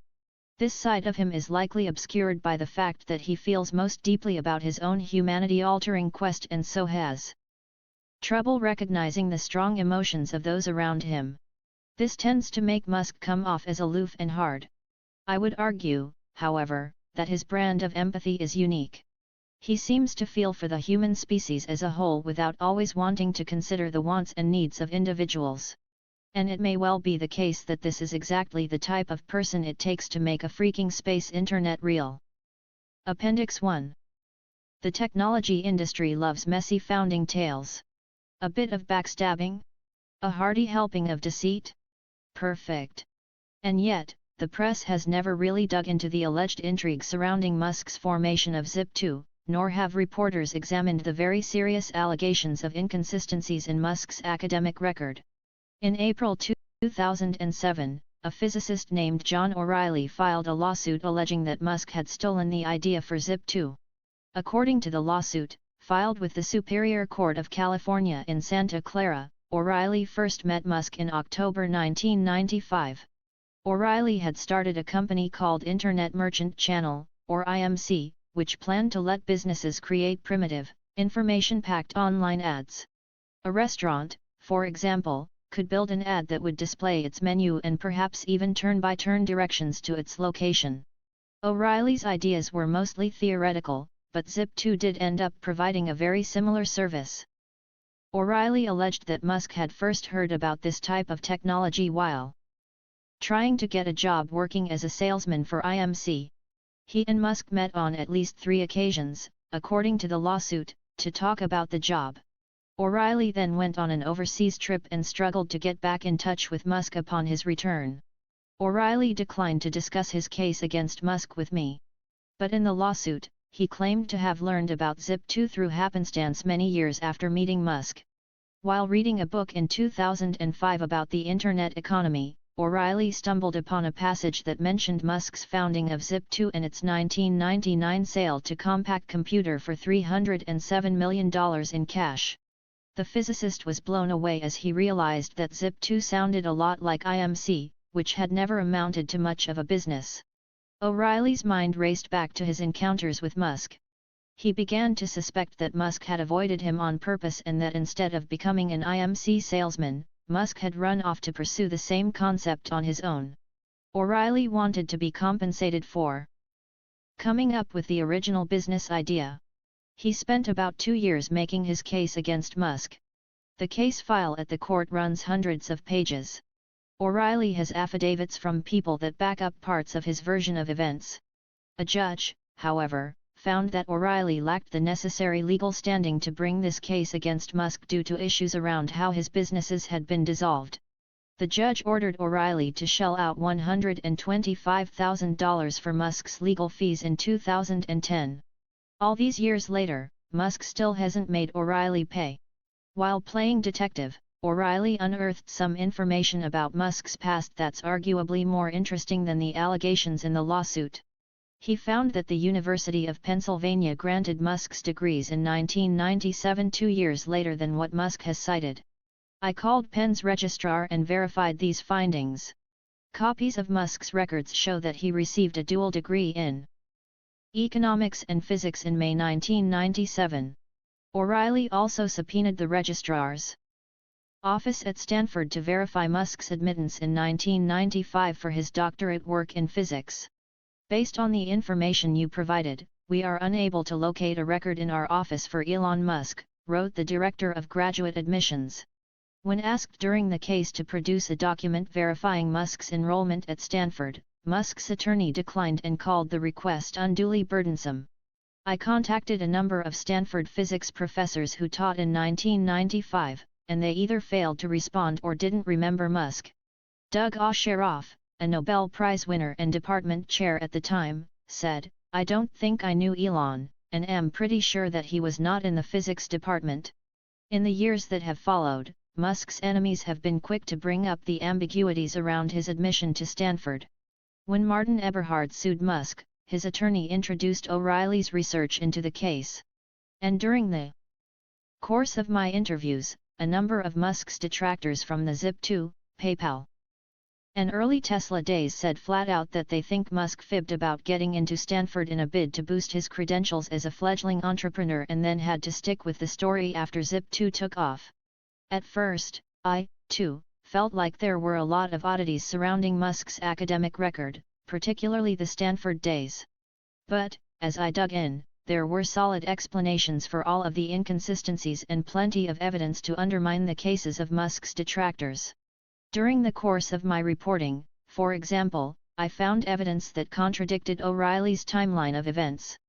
Peter Nicholson, the banker whom Musk had worked for in Canada, took a stroll with Musk along the boardwalk in Toronto before Musk left for Stanford and chatted about the incarnations of something like Zip2. Musk had already started writing some of the early software to support the idea he'd outlined to Kimball. He was agonizing whether to do a PhD at Stanford or take this piece of software he'd made in his spare time and make a business out of it, Nicholson said. He called the thing the Virtual City Navigator. I told him there was this crazy internet thing going on, and that people will pay big money for damn near anything. This software was a golden opportunity. He could do a PhD anytime. Kimball and other members of Musk's family have similar memories. Musk, speaking at length for the first time on the subject, denied everything alleged by O'Reilly and does not even recall meeting the man. "He's a total scumbag," Musk said. "O'Reilly is like a failed physicist who became a serial litigate. And I told the guy, look, I'm not going to settle an unjust case. So it's just like don't even try." But he still kept at it. His case was tossed out twice on demur, which means that basically even if all the facts in his case were true, he would still lose. He'd tried his best to torture me through my friends and personally by filing the lawsuit. And then we've got summary judgment. He lost the summary judgment. He appealed summary judgment, then several months later lost the appeal and I was like, okay, fuck it. Let's file for fees. And we were awarded fees from when he appealed. And that's when we sent the sheriff after him and he claimed that he had no money basically. Whether he did or didn't I don't know. He certainly claimed he had no money. So we were like either we've got to impound his car or tap his wife's income. Those didn't seem like great choices. So, we decided that he doesn't have to pay back the money he owes me, so long as he doesn't sue anyone else on frivolous grounds. And, in fact, late last year or early this year 2014, he tried to do just that thing. But, whoever he sued was aware of the nature of my judgment and contacted the lawyer I used, who then told O'Reilly, look, you need to drop the case against these guys or everyone's going to ask for the money. It's kind of pointless to sue them on frivolous grounds because you're going to have fork over the winnings to Elon. It's like go do something productive with your life. As for his academic records, Musk produced a document for me dated June 22, 2009, that came from Judith Hacko, the Director of Graduate Admissions in the Office of the Registrar at Stanford University. It read, as per special request from my colleagues in the School of Engineering, I have searched Stanford's admission database and acknowledge that you applied and were admitted to the graduate program in Material Science Engineering in 1995. Since you did not enroll, Stanford is not able to issue you an official certification document. Musk also had an explanation for the weird timing on his degrees from Penn. I had a history and an English credit that I agreed with Penn that I would do at Stanford, he said. Then I put Stanford on deferment. Later, Penn's requirements changed so that you don't need the English and history credit. So then they awarded me the degree in '97 when it was clear I was not going to go to grad school, and their requirement was no longer there. I finished everything that was needed for a Wharton degree in '94. They'd actually mailed me a Wharton degree. I decided to spend another year and finished the physics degree, but then there was that history and English credit thing. I was only reminded about the history and English thing when I tried to get an H-1B visa and called the school to get a copy of my graduation certificate. And they said I hadn't graduated. Then they looked into the new requirements, and said it was fine. Appendix 2. While Musk has reflected publicly about his time at PayPal and the coup, he went into far greater detail than ever before during one of our longer interviews. Years had passed since the tumultuous days surrounding his ouster, and Musk had been able to meditate more on what went right, what went wrong, and what might have been. He started by discussing his decision to go out of the country, mixing business with a delayed honeymoon, and ended with an explanation of how the finance industry still hasn't solved the problems X.com wanted to tackle. The problem with me going away was that I was not there to reassure the board on a few things. Like, the brand change, I think it would have been the right move, but it didn't need to happen right then. At the time it was this weird almost hybrid brand with X.com and PayPal.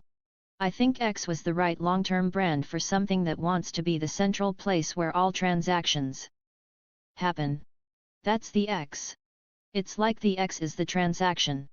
PayPal doesn't make sense in that context, when we're talking about something more than a personal payment system. I think X was the more sensible approach, but timing-wise it didn't need to happen then. That should have probably waited longer. As for the technology change, that's not really well understood. On the face of it, it doesn't sound like it makes much sense for us to be writing our front-end code in Microsoft C++ instead of Linux.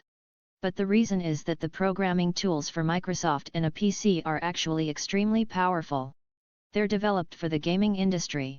I mean, this is going to sound like heresy in a sort of Silicon Valley context, but you can program faster, you can get functionality faster in the PC C++ world. All of the games for the Xbox are written in Microsoft C++. The same goes for games on the PC.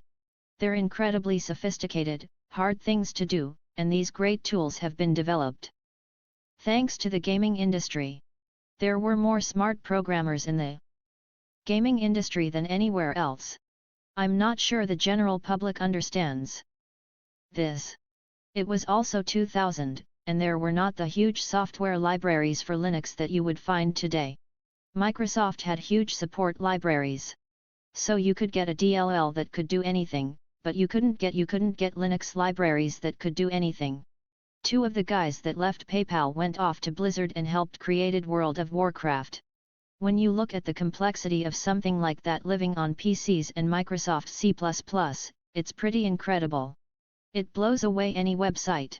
In retrospect, I should have delayed the brand transition, and I should have spent a lot more time with Max getting him comfortable on the technology. I mean, it was a little difficult because like the Linux system Max had created was called Max Code. So Max has had quite a strong affinity for Max Code. This was a bunch of libraries that Max and his friends had done. But it just made it quite hard to develop new features. And if you look at PayPal today, I mean, part of the reason they haven't developed any new features is because it's quite difficult to maintain the old system. Ultimately, I didn't disagree with the board's decision in the PayPal case, in the sense that with the information that the board had I would have made maybe the same decision. I probably would have, whereas in the case of Zip2 I would not have. I thought they just simply made a terrible decision based on information they had. I don't think the X.com board made a terrible decision based on the information they had. But it did make me want to be careful about who invested in my companies in the future. I've thought about trying to get PayPal back. I've just been too strung out with other things. Almost no one understands how PayPal actually worked or why it took off when other payment systems before and after it didn't. Most of the people at PayPal don't understand this. The reason it worked was because the cost of transactions in PayPal was lower than any other system. And the reason the cost of transactions was lower is because we were able to do an increasing percentage of our transactions as ACH, or automated clearinghouse, electronic transactions, and most importantly, internal transactions. Internal transactions were essentially fraud-free and cost us nothing. An ACH transaction costs, I don't know, like 20 cents or something. But it was slow, so that was the bad thing. It's dependent on the bank's batch processing time. And then the credit card transaction was fast, but expensive in terms of the credit card processing fees and very prone to fraud. That's the problem Square is having now. Square is doing the wrong version of PayPal. The critical thing is to achieve internal transactions. This is vital because they are instant, fraud-free, and fee-free. If you're a seller and have various options, and PayPal has the lowest fees and is the most secure, it's obviously the right thing to use. When you look at like any given business, like say a business is making 10% profitability. They're making 10% profit when they may net out all of their costs. You know, revenue minus expenses in a year, they're 10%. If using PayPal means you pay 2% for your transactions and using some other systems means you pay 4%, that means using PayPal gives you a 20% increase in your profitability. You'd have to be brain dead not to do that. Right? So because about half of PayPal's transactions in the summer of 2001 were internal or ACH transactions, then our fundamental costs of transactions were half because we'd have half credit cards, we'd have that and then the other half would be free. The question then is how do you give people a reason to keep money in the system? That's why we created a PayPal debit card. It's a little counterintuitive, but the easier you make it for people to get money out of PayPal, the less they'll want to do it. But if the only way for them to spend money or access it in any way is to move it to a traditional bank, that's what they'll do instantly. The other thing was the PayPal Money Market Fund. We did that because if you consider the reasons that people might move the money out, well, they'll move it to either conduct transactions in the physical world or because they're getting a higher interest rate. So I instituted the highest return money market fund in the country. Basically, the money market fund was at cost. We didn't intend to make any money on it, in order to encourage people to keep their money in the system. And then we also had like the ability to pay regular bills like your electricity bill and that kind of thing on PayPal. There were a bunch of things that should have been done like checks. Because even though people don't use a lot of checks they still use some checks. So if you force people to say, okay, we're not going to let you use checks ever, they're like, okay, I guess I have to have a bank account. Just give them a few checks, for God's sake. I mean, it's so ridiculous that PayPal today is worse than PayPal circa end of 2001. That's insane. None of these start UPS understand the objective. The objective should be what delivers fundamental value.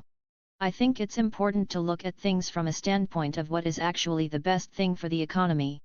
If people can conduct their transactions quickly and securely, that's better for them. If it's simpler to conduct their financial life, it's better for them.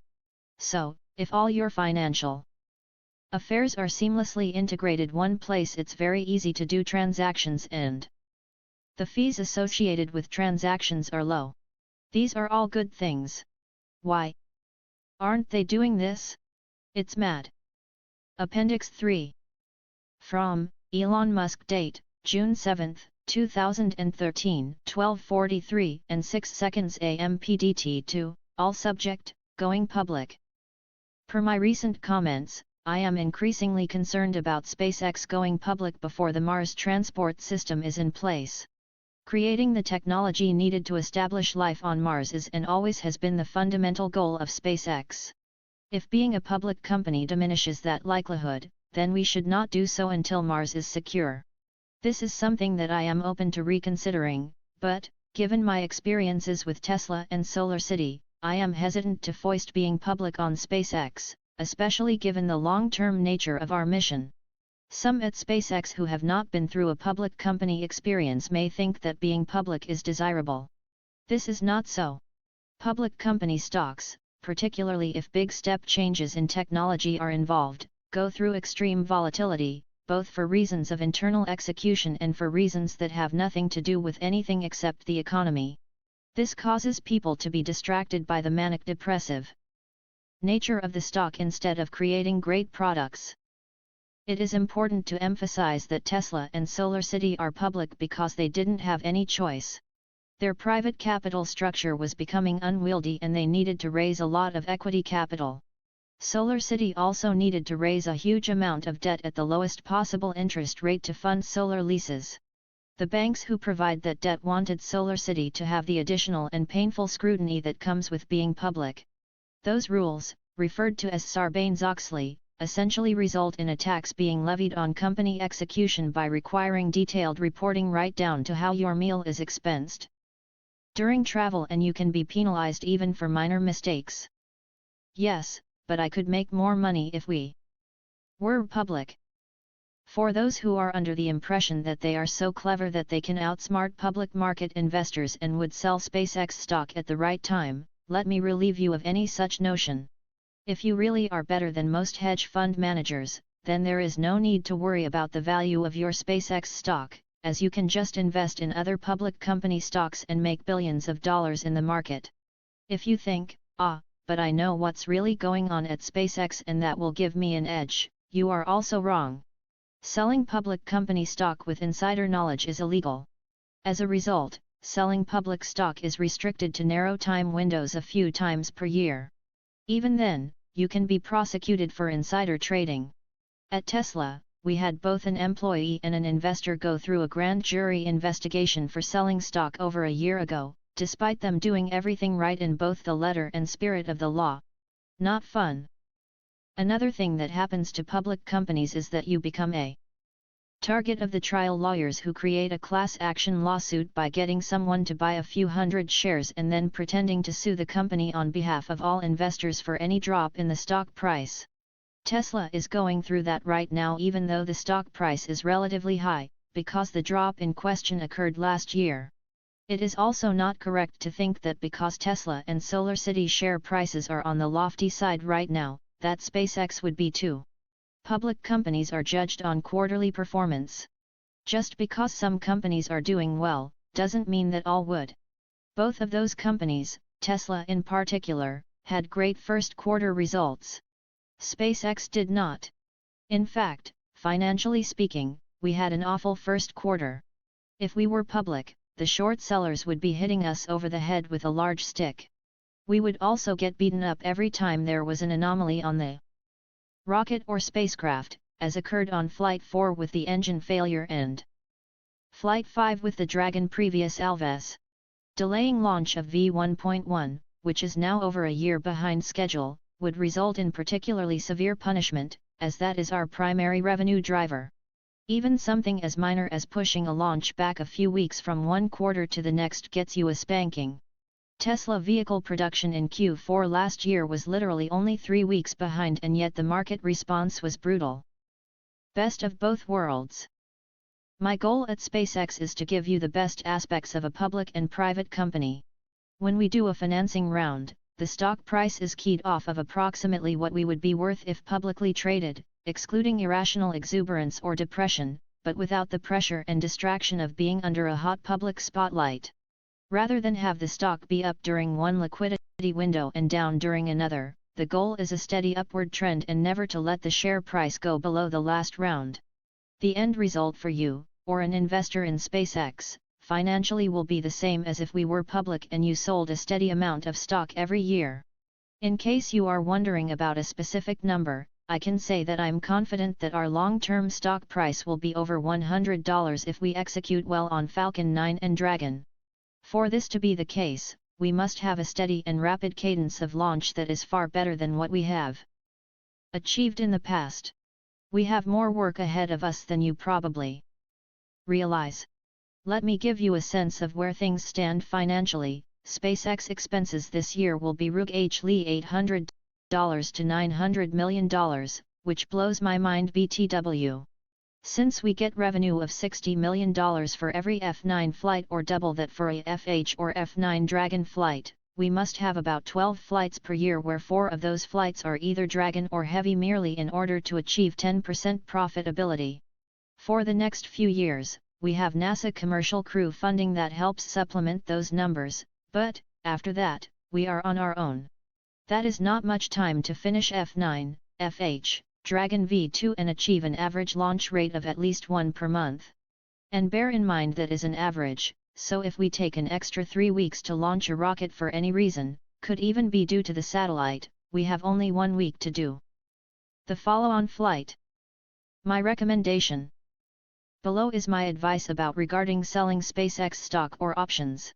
No complicated analysis is required, as the rules of thumb are pretty simple. If you believe that SpaceX will execute better than the average public company, then our stock price will continue to appreciate at a rate greater than that of the stock market, which would be the next highest return place to invest money over the long term. Therefore, you should sell only the amount that you need to improve your standard of living in the short to medium term. I do actually recommend selling some amount of stock, even if you are certain it will appreciate, as life is short and a bit more cash can increase fun and reduce stress at home, so long as you don't ratchet up your ongoing personal expenditures proportionately. To maximize your post-tax return, you are probably best off exercising your options to convert them to stock, if you can afford to do this, and then holding the stock for a year before selling it at our roughly biannual liquidity events. This allows you to pay the capital gains tax rate, instead of the income tax rate. On a final note, we are planning to do a liquidity event as soon as Falcon 9 qualification is complete in 1 to 2 months. I don't know exactly what the share price will be yet, but, based on initial conversations with investors, I would estimate probably between $30 and $35. This places the value of SpaceX at $4 to $5 billion, which is about what it would be if we were public right now and, frankly, an excellent number considering that the new F9, FH and Dragon V2 have yet to launch. Elon. Acknowledgements. From a process perspective, this will always be 2 books instead of 1 in my mind. There's the time before Elon, and the time after Elon. The first 18 months or so of reporting were filled with tension, sorrow, and joy. As mentioned in the main text, Musk initially opted against helping me with the project. This left me going from interview subject to interview subject, giving a huge wind-up each time to try to talk an ex-Tesla employee or an old schoolmate into an interview. The highs came when people agreed to talk. The lows came when key people said no and to not bother them again. String 4 or 5 of those no's together in a row, and it felt at times like writing a proper book about Musk was impossible. The thing that keeps you going is that a few people do say yes and then a few more, and interview by interview you start to figure out how the past fits together. I'll be forever grateful to the hundreds of people who were willing to give freely of their time and especially to those who let me come back again and again with questions. There are too many of these people to list, but gracious souls like Jeremy Hallman, Kevin Brogan, Dave Lyons, Ali Javidan, Michael Colino, and Dolly Singh each provided invaluable insights and abundant technical help. Heartfelt thanks go as well to Martin Eberhard and Mark Tarpenning, both of whom added crucial, rich parts to the Tesla story. Even in this before Elon period, Musk did permit some of his closer friends to speak with me, and they were generous with their time and intellect.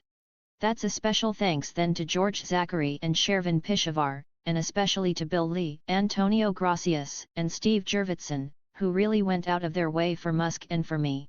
And I obviously owe a tremendous debt of gratitude to Justine Musk, May Musk, Kimball Musk, Peter Rive, Lyndon Rive, Russ Rive, and Scott Haldeman for their time and for letting me hear some of the family stories. Talia Riley was kind enough to let me interview her and keep prying into her husband's life. She really brought out some aspects of Musk's personality that I had not encountered elsewhere, and she helped build a much deeper understanding of him. This meant a lot to me, and, I think, it will to the readers as well. Once Musk agreed to work with me, much of the tension that accompanied the reporting went away and was replaced by excitement.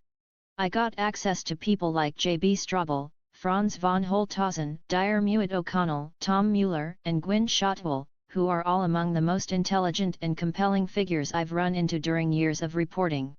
I'm forever grateful for their patience explaining bits of company history and technological basics to me and for their candor. Thanks as well to Emily Shanklin, Hannah Post, Alexis Georgeson, Liz Jarvis Sheen, and John Taylor, for dealing with my constant requests and pestering, and for setting up so many interviews at Musk's companies. Mary Beth Brown, Christina R.A., and Shauna Hendricks were no longer part of Muskland near the end of my reporting but were all amazing in helping me learn about Musk, Tesla, and SpaceX. My biggest debt of gratitude, of course, goes to Musk. When we first started doing the interviews, I would spend the hours leading up to our chats full of nerves. I never knew how long Musk would keep participating in the project. He might have given me one interview or 10.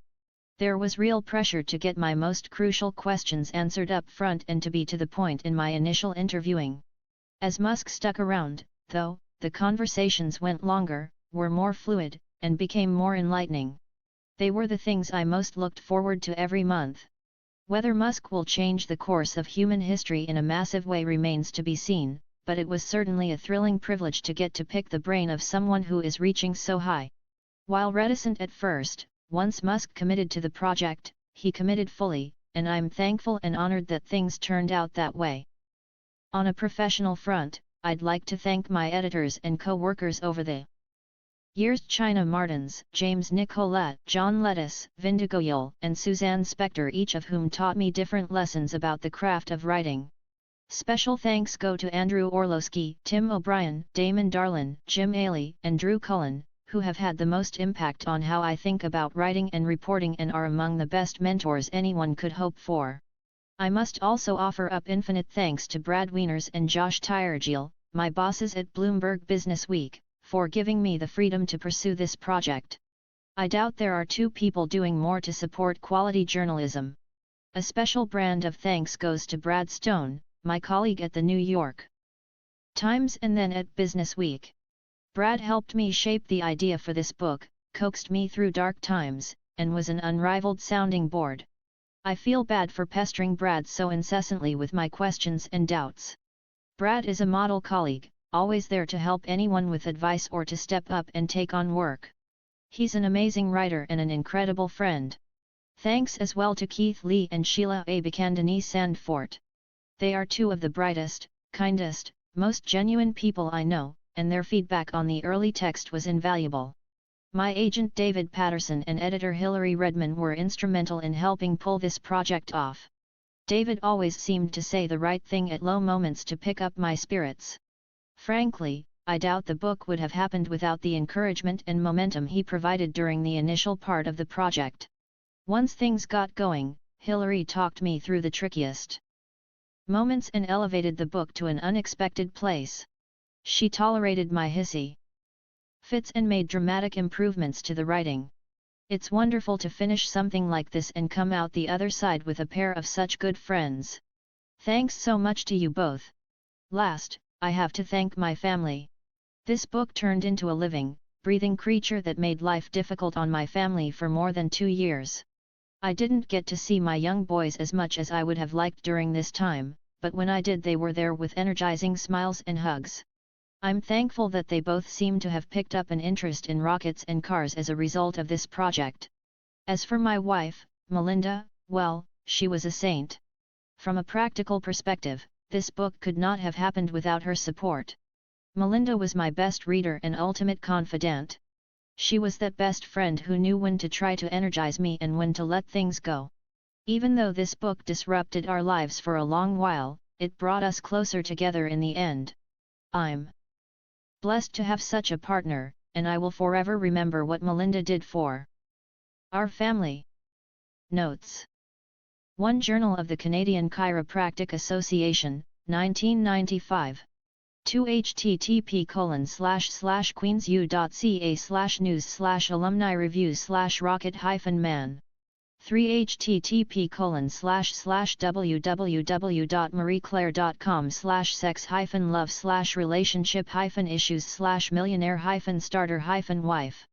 4 The investor Bill Lee, one of Musk's close friends, originated this phrase.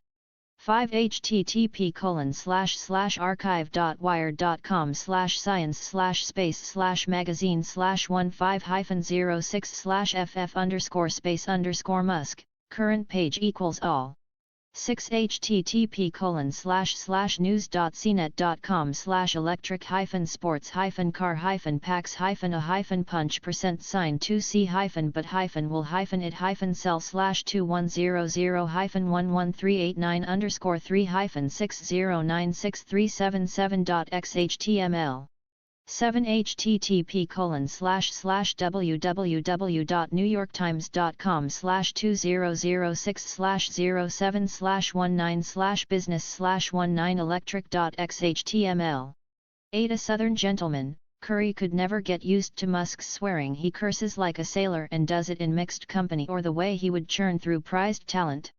He'd search through the woods, turn over every rock and dig through brambles to find the one person with the specific expertise and skill he wanted, Curry said. Then, that guy would be gone 3 months to a year later. If he didn't agree with Elon. Curry, though, remembers Musk as inspirational.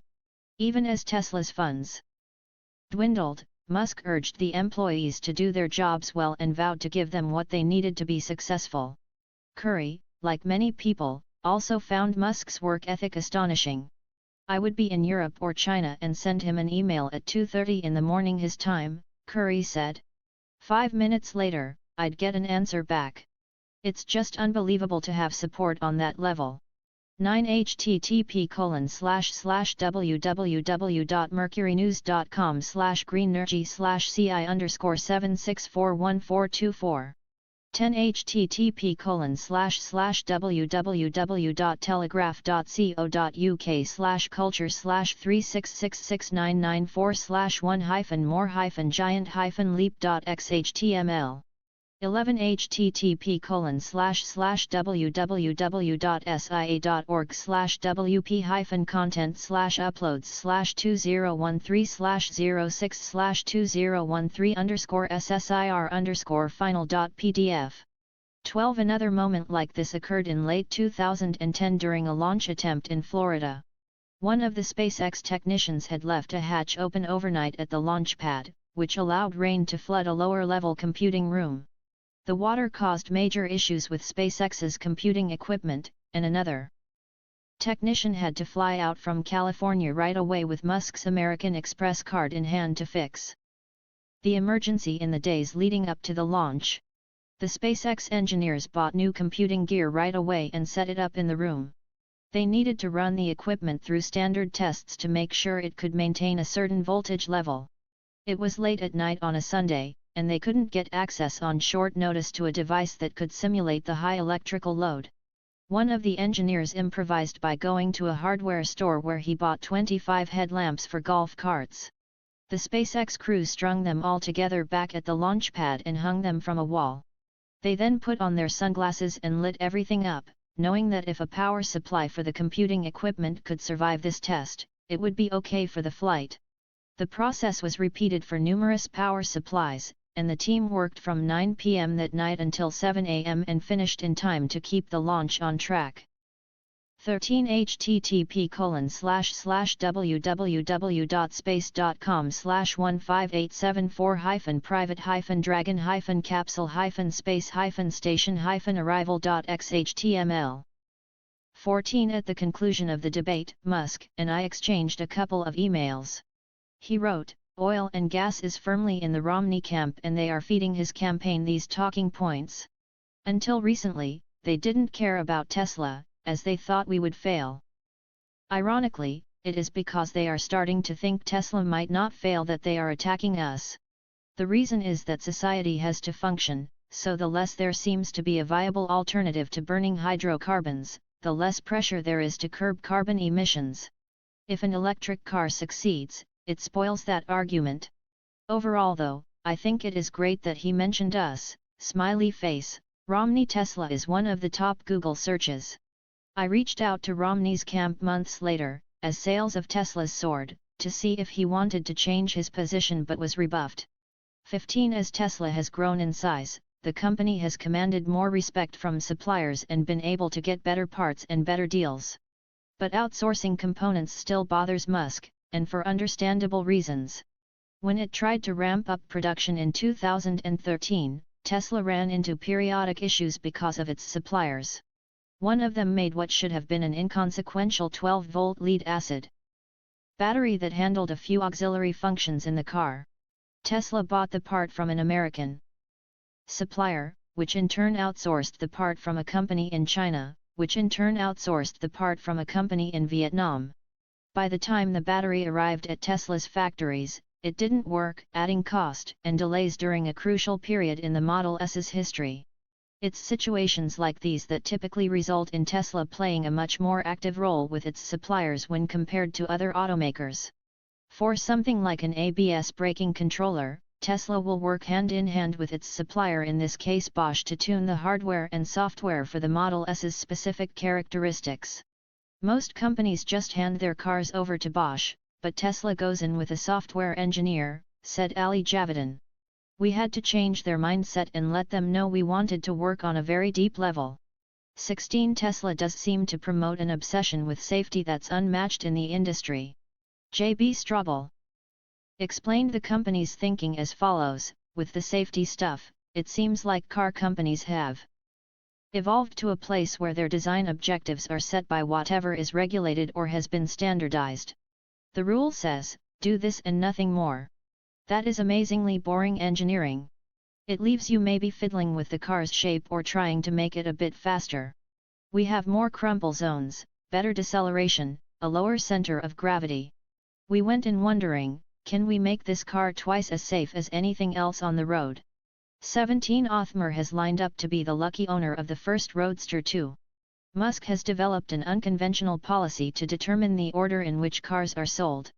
When a new car is announced and its price is set, a race begins in which the first person to hand Musk a check gets the first car. With the Model S, Steve Jurvetson, a Tesla board member, had a check at the ready in his wallet and slid it across the table to Musk after spying details on the Model S in a packet of board meeting notes. Othmer caught a Wired story about a planned second version of the Roadster and emailed Musk. Right away. He said, "Okay, I will sell it to you, but you have to pay $200,000 right now." Othmer agreed, and Tesla had him come to the company's headquarters on a Sunday to sign some paperwork, acknowledging the price of the car and the fact that the company didn't quite know when it would arrive or what its specifications would be. "My guess is that it will be the fastest car on the road," Othmer said. "It'll be four-wheel drive. It's going to be insane. And I don't really think that will be the real price. I just don't think Elon wanted me to buy it." 18 Musk suspected Better Place came up with battery swapping as a plan after its CEO, Shai Agassi, heard about the technology during a tour of the Tesla Factory 19. Musk had made a number of art cars over the years at Burning Man, including an electric one shaped like a rocket. In 2011, he also received a lot of grief from the Wall Street Journal for having a high-end camp. Elon Musk, chief executive of electric car maker Tesla Motors and co-founder of eBay Inc.'s PayPal unit, is among those eschewing the tent life, the paper wrote. He is paying for an elaborate compound consisting of 8 recreational vehicles and trailers stocked with food, linens, groceries, and other essentials for himself and his friends and family, say employees of the outfitter, Classic Adventures RV. Classic is one of the festival's few approved vendors. It charges $5,500 to $10,000 per RV for its Camp Classic concierge packages like Mr. Musk's. At Mr. Musk's RV Enclave, the help empties septic tanks, brings water, and makes sure the vehicle's electricity, refrigeration, air conditioning, televisions, DVD players and other systems are ship-shape. The staff also stocked the campers with Diet Coke, Gatorade, and Cruzan rum. Once the story hit, Musk's group felt like Classic Adventures had leaked the information to drum up business, and they tried to move to a new, undisclosed location. 20 http://www.sandia.gov/tilde-jitseo/solar%20 FAQs.pdf 21 employees have been known to sneak across the street to the campus of the software maker SAP and to take advantage of its sumptuous, subsidized cafes. 22 Shotwell talks about going to Mars as much as Musk and has dedicated her life to space exploration. Strobel has demonstrated the same type of commitment with electric vehicles and can sound a lot like Musk at times. We are not trying to corner the market on EVs, Strobel said. There are 100 million cars built per year and 2 billion already out there. Even if we got to 5 or 10% of the market, that does not solve the world's problems. I am bullish we will keep up with demand and drive the whole industry forward. Elon is committed to this. 23-page presented one of his far-out ideas to me as follows: I was thinking it would be pretty cool to have a prize to fund a project where someone would have to send something lightweight to the moon that could sort of replicate itself. I went over to the NASA Operations Center here at Ames in Mountain View when they were doing a mission and literally flying a satellite into the south pole of the moon. And they hurled this thing into the moon at a high velocity and then it exploded and it sent matter out into space. And then they looked at that with telescopes, and they discovered water on the south pole of the moon, which sounds really exciting. I started thinking that if there's a lot of water on the south pole of the moon, you can make rocket fuel from the hydrogen and oxygen. The other cool thing about the South Pole is it almost always gets sun. There's places high up that get sun and there's places that are kind of in the craters that are very cold. So you have a lot of energy then where you could run solar cells. You could almost run a steam turbine there. You have rocket fuel ingredients, and you have solar cells that can be powered by sun, and you could probably run a power plant turbine. Power plant turbines aren't that heavy. You could send that to the moon. You have a gigawatt of power on the moon and make a lot of rocket fuel. It would make a good prize project. You send something to the moon that weighs 5 pounds and have it make rocket fuel so that you could launch stuff off the moon or have it make a copy of itself, so that you can make more of them. About the author. Author photograph copyright by Melinda Vance. Ashlee Vance is one of the most prominent writers on technology today. After spending several years reporting on Silicon Valley and technology for the New York Times, Vance went to Bloomberg Businessweek, where he has written dozens of cover and feature stories for the magazine on topics ranging from cyber espionage to DNA sequencing and space exploration. Discover great authors, exclusive offers, and more at hc.com. Also by Ashlee Vance. Geek Silicon Valley. The Inside Guide to Palo Alto, Stanford, Menlo Park, Mountain View, Santa Clara, Sunnyvale, San Jose, San Francisco. Credits. Cover design by Allison Saltzman. Cover photograph copyright by Artstreiber/August. Copyright Elon Musk. Copyright 2015 by Ashlee Vance. All rights reserved under international and Pan-American copyright conventions. By payment of the required fees, you have been granted the non-exclusive, non-transferable right to access and read the text of this ebook on screen. No part of this text may be reproduced, transmitted, downloaded, decompiled, reverse-engineered, or stored in or introduced into any information storage and retrieval system, in any form or by any means, whether electronic or mechanical, now known or hereafter invented, without the express written permission of HarperCollins eBooks. First edition ISBN 978-0-06-230123-9 EPUB edition May 2015 ISBN 978-006-230126 15 16 17 19 OV/RRD 109876544321. About the publisher. Australia HarperCollins Publishers Australia Party Ltd. Level 13, 201 Elizabeth Street Sydney, NSW 2000, Australia www.harpercollins.com.au www.harpercollins.com.au Canada HarperCollins Canada 2, Bloor Street East 20th floor Toronto, on M4W1A8, Canada www.harpercollins.ca www.harpercollins.ca New Zealand HarperCollins Publishers New Zealand Unit D1, 63 Apollo Drive Rosedale 0632 Auckland, New Zealand www.harpercollins.co.nz www.harpercollins.co.nz United Kingdom HarperCollins Publishers Ltd. 1 London Bridge Street London SE19GF, UK www.harpercollins.co.uk www.harpercollins.co.uk United States HarperCollins Publishers Inc. 195 Broadway New York 10007 www.harpercollins.com 2 years after the birth of his son, John Elon began to show signs of diabetes. The condition amounted to a death sentence at the time and, despite being only 32, John Elon learned that he would likely have 6 months or so to live. With a bit of nursing experience behind her, Almeida took it upon herself to discover an elixir or treatment that would extend John Elon's life. According to family lore, she hit on chiropractic procedures as an effective remedy, and John Elon lived for 5 years following the original diabetes diagnosis. The life-giving procedures established what would become an oddly rich chiropractic tradition in the Haldeman family. Almeida studied at a chiropractic school in Minneapolis and earned her Doctor of Chiropractic, or D.C., degree in 1905. Musk's great-grandmother went on to set up her own clinic and, as far as anyone can tell, became the first chiropractor to practice in Canada. Haldeman also entered politics, trying to start his own political party in Saskatchewan, publishing a newsletter, and espousing conservative, anti-socialist ideas. He would later make an unsuccessful run for Parliament and chair the Social Credit Party.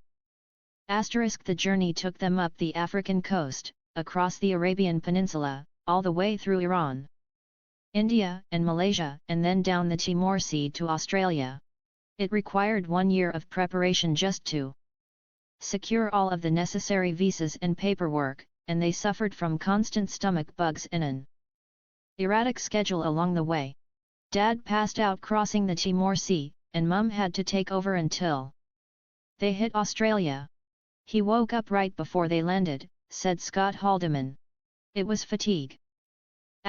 Both Joshua and Wynne were accomplished marksmen and won national shooting competitions. In the mid-1950s, they also tied for first place in the 8,000-mile Cape Town to Algiers Motor Rally, beating pros in their Ford station wagon. Musk couldn't remember this particular conversation. I think they might be having creative recollection, he said. It's possible. I had lots of esoteric conversations the last couple years of high school, but I was more concerned about general technology than banking. When May went to Canada to check out places to live, a 14-year-old Tosca seized the moment and put the family house in South Africa up for sale. She had sold my car as well and was in the midst of putting our furniture up for sale, too, May said. When I got back, I asked her why. She said, "There is no need to delay. We are getting out of here." The Musk brothers were not the most aggressive businessmen at this point. I remember from their business plan that they were originally asking for a $10,000 investment for 25% of their company, said Steve Jurvetson, the venture capitalist. That is a cheap deal. When I heard about the $3 million investment, I wondered if More Davido had actually read the business plan. Somehow, the brothers ended up raising a normal venture round. Musk also got to show off the new office to his mother, May, and Justine. May sometimes sat in on meetings and came up with the idea of adding a reverse directions button on the Zip2 maps, which let people flip around their journeys and ended up becoming a popular feature on all mapping services. At one point, the founders thought the easiest way to solve their problems would just be to buy a bank and revamp it. While that didn't happen,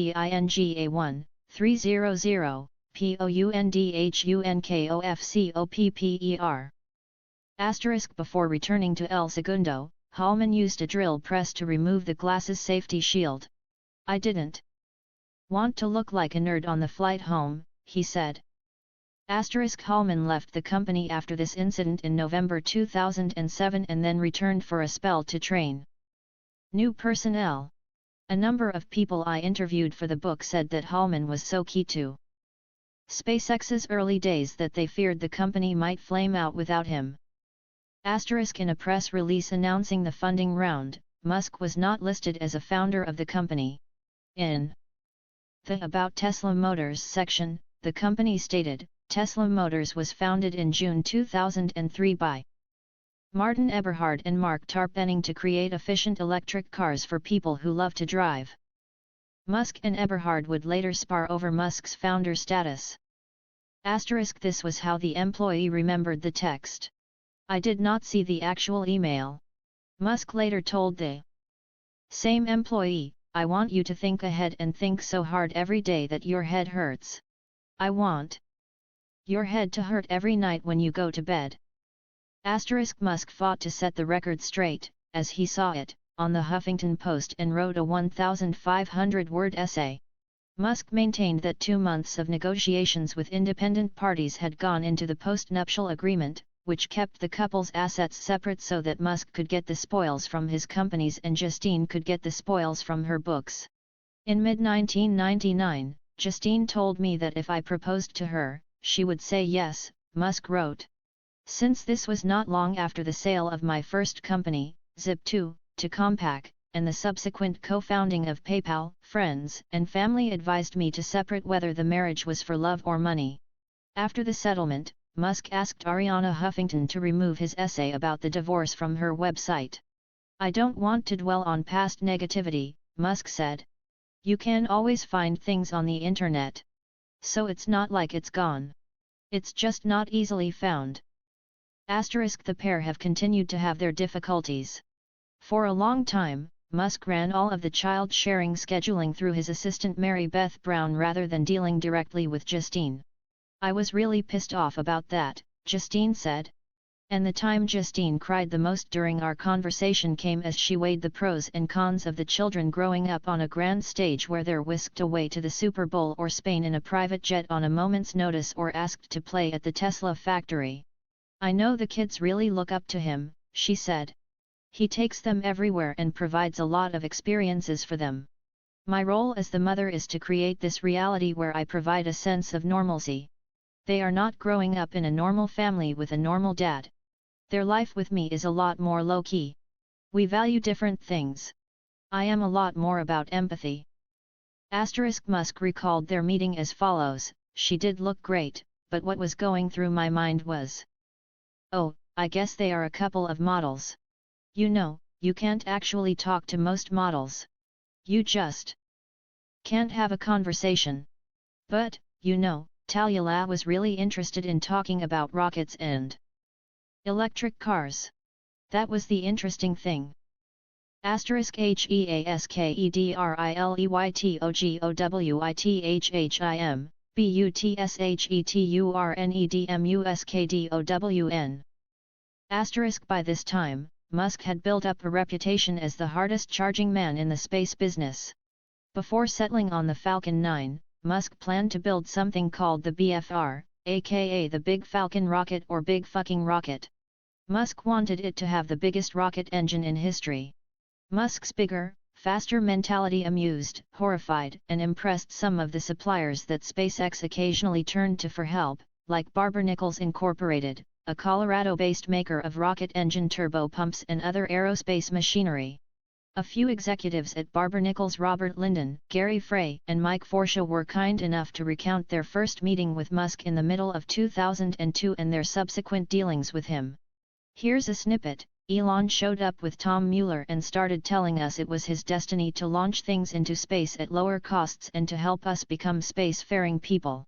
We thought the world of Tom but weren't quite sure whether to take Elon too seriously. They began asking us for the impossible.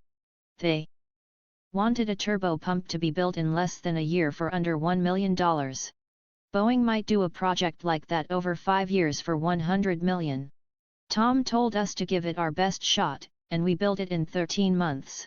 Build quick and learn quickly was Elon's philosophy. He was relentless in wanting the costs to come down.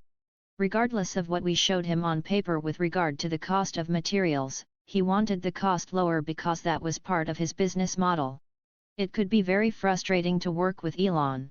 He has a singular view and doesn't deviate from that. We don't know too many people that have worked for him that are happy. That said, he has driven the cost of space down and been true to his original business plan. Boeing, Lockheed, and the rest of them have become overly cautious and spend a lot of money. SpaceX has balls.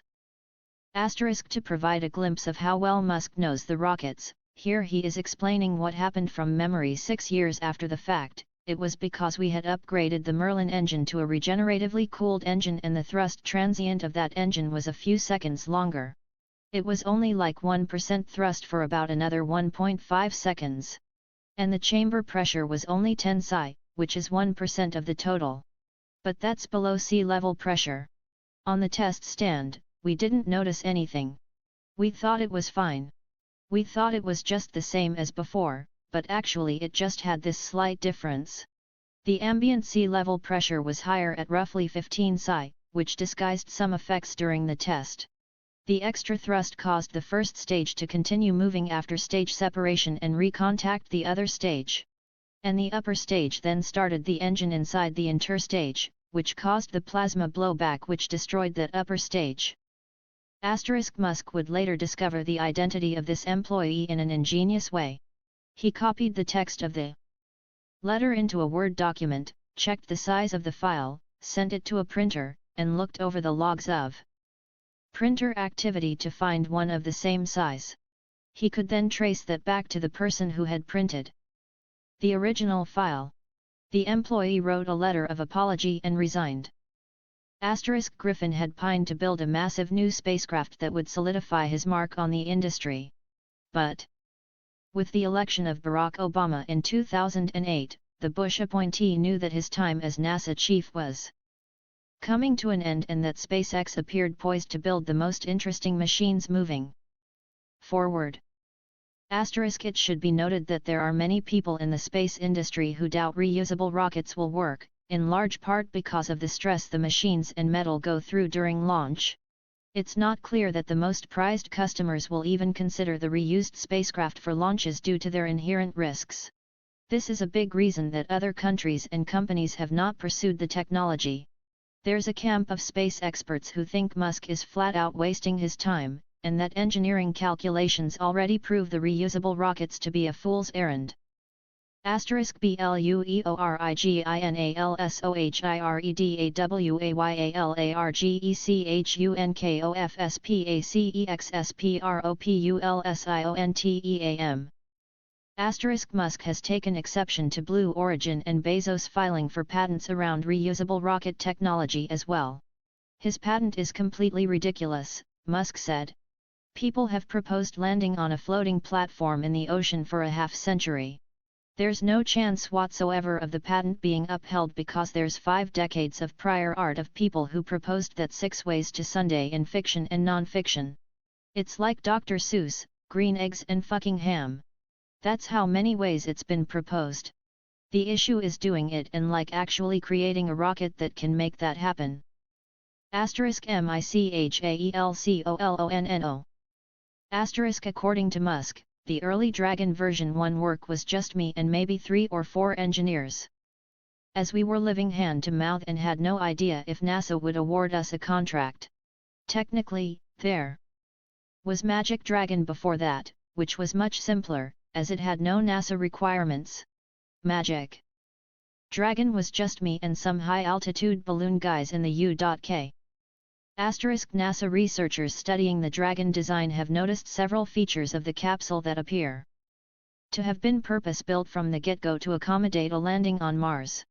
They've published a couple of papers explaining how it could be feasible for NASA to fund a mission to Mars in which a Dragon capsule picks up samples and returns them to Earth. The politicking in the space business can get quite nasty. Lori Garver, the former deputy administrator of NASA, spent years fighting to open up NASA contracts so that private companies could bid on things like resupplying the ISS. Her position of fostering a strong relationship between NASA and the private sector won out in the end, but at a cost. "I had death threats and fake anthrax sent to me," she said. Garver also ran across SpaceX competitors that tried to spread unfounded gossip about the company and Musk. They claimed he was in violation of tax laws in South Africa and had another, secret family there. I said, "You're making this stuff up. We're lucky that people with such long-term visions as Elon, Jeff Bezos, and Robert Bigelow, founder of the aerospace company that bears his name, got rich.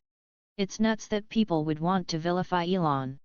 He might say some things that rub people the wrong way, but, at some point, the being nice to everyone thing doesn't work." Asterisk on this flight, SpaceX secretly placed a wheel of cheese inside the Dragon capsule. It was the same one Jeff Skoll had given Musk back in the Mr. Mars days. Asterisk Musk explained the look to me in a way that only he can. I went for a similar style to the Model S, it uses the same screens as Model S upgraded for space ops, but kept the aluminum isogrid uncovered for a more exotic feel. Asterisk rather insanely, NASA is building a next-generation, giant spaceship that could one day get to Mars even though SpaceX is building the same type of craft, the Falcon Heavy, on its own. NASA's program is budgeted to cost $18 billion, although government studies say that figure is very conservative. NASA has no fucking business doing this, said Andrew Beale, the billionaire investor and one-time commercial space entrepreneur. The whole space shuttle system was a disaster. They're fucking clueless. Who in their right mind would use huge solid boosters, especially ones built in segments requiring dynamic seals? They are so lucky they only had one disastrous failure of the boosters. Beale's firm criticisms come from years of watching the government compete against private space companies by subsidizing the construction of spacecraft and launches. His company Beale Aerospace quit the business because the government kept funding competing rockets. Governments around the world have spent billions trying to do what Elon is doing, and they have failed, he said. We have to have governments, but the idea that the government goes out and competes with companies is fucking nuts.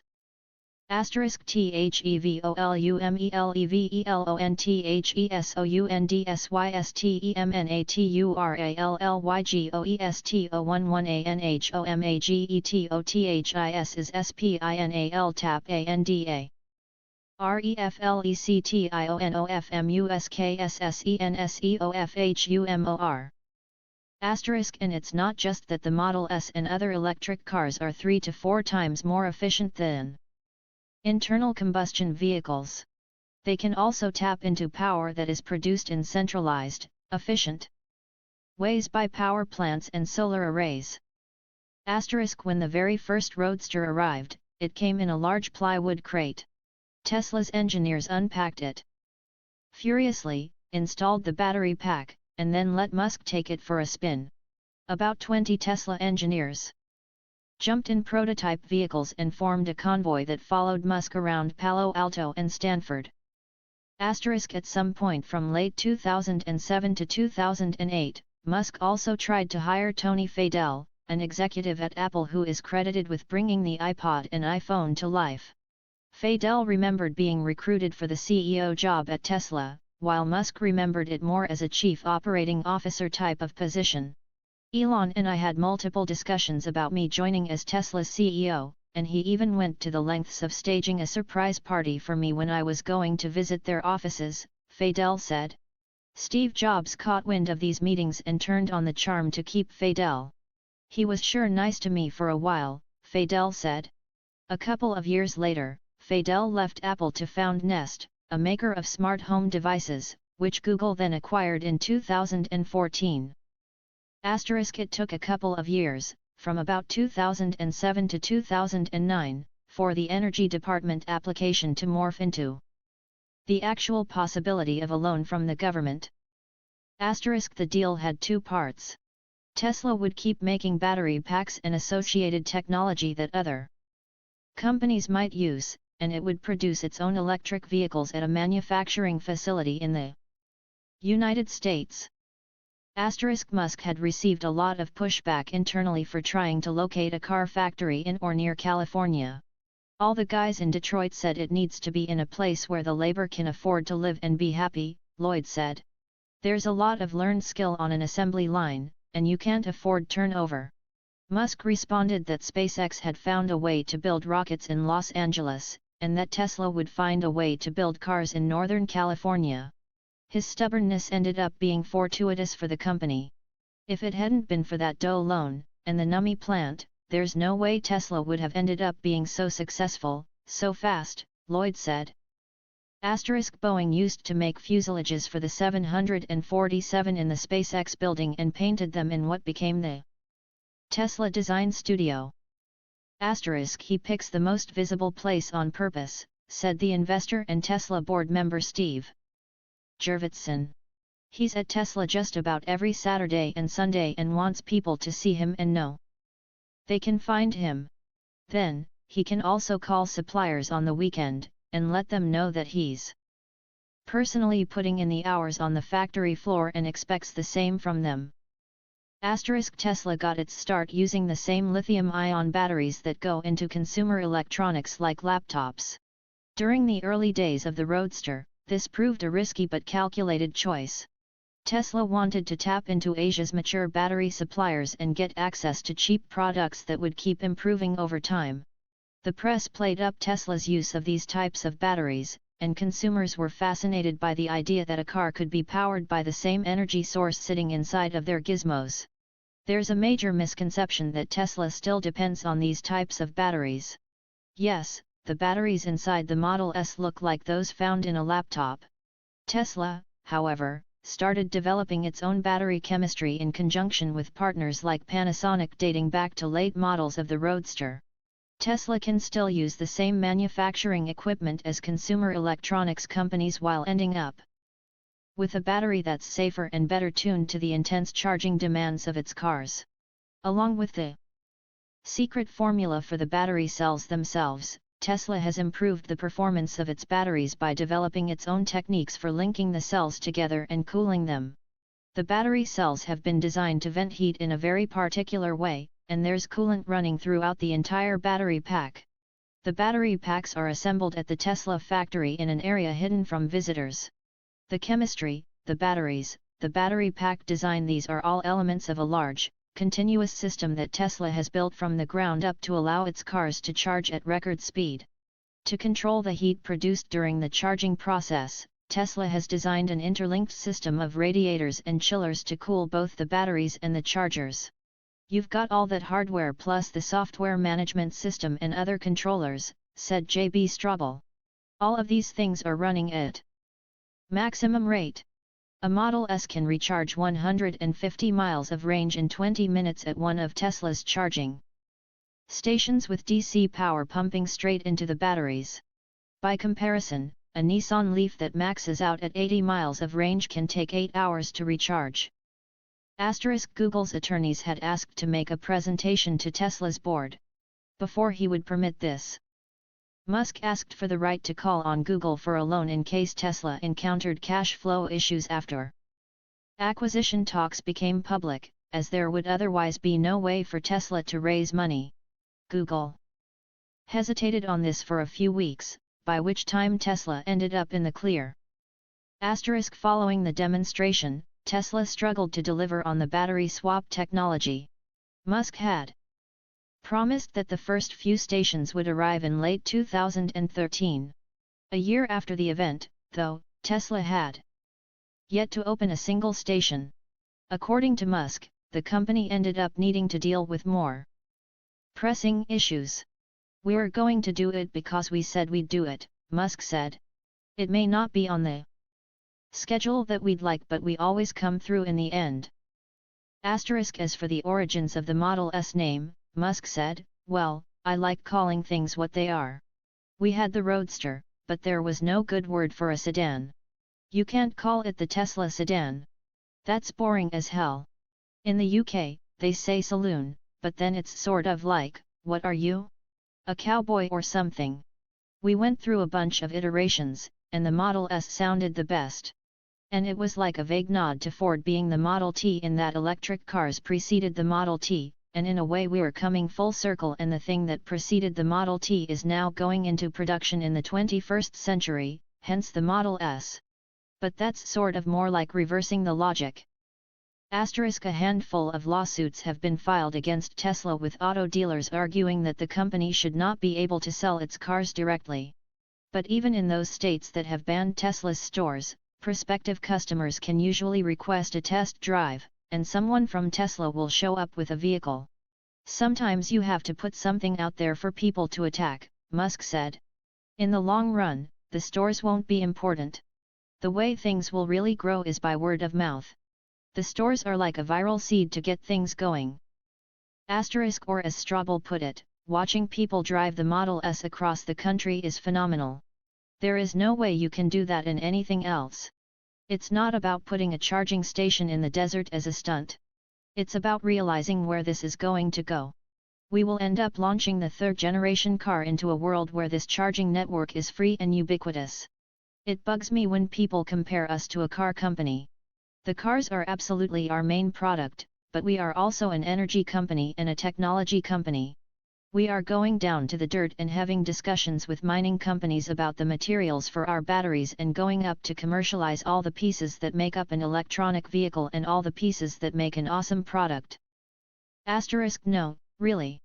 Both Lyndon and his wife play underwater hockey and used these skills to secure green cards, meeting the criteria for the exceptional abilities the United States desires. They ultimately played for the U.S. national teams. *THIRTENTHOUSANDPEOPLESHOWEDUPIN *IFYOUASSUMEANAVERAGESELLINGPRICEOF $40,000 PERCARFOR300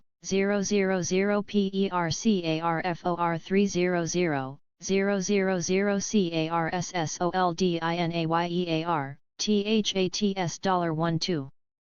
BILLIONINANNUALREVENUE, OR $1 BILLIONPERMONTH. For the space buffs, here's Musk talking more about the physics and chemistry of the spaceship. The final piece of the puzzle for figuring out the Mars architecture is a methane engine. You need to be able to generate the propellant on the surface.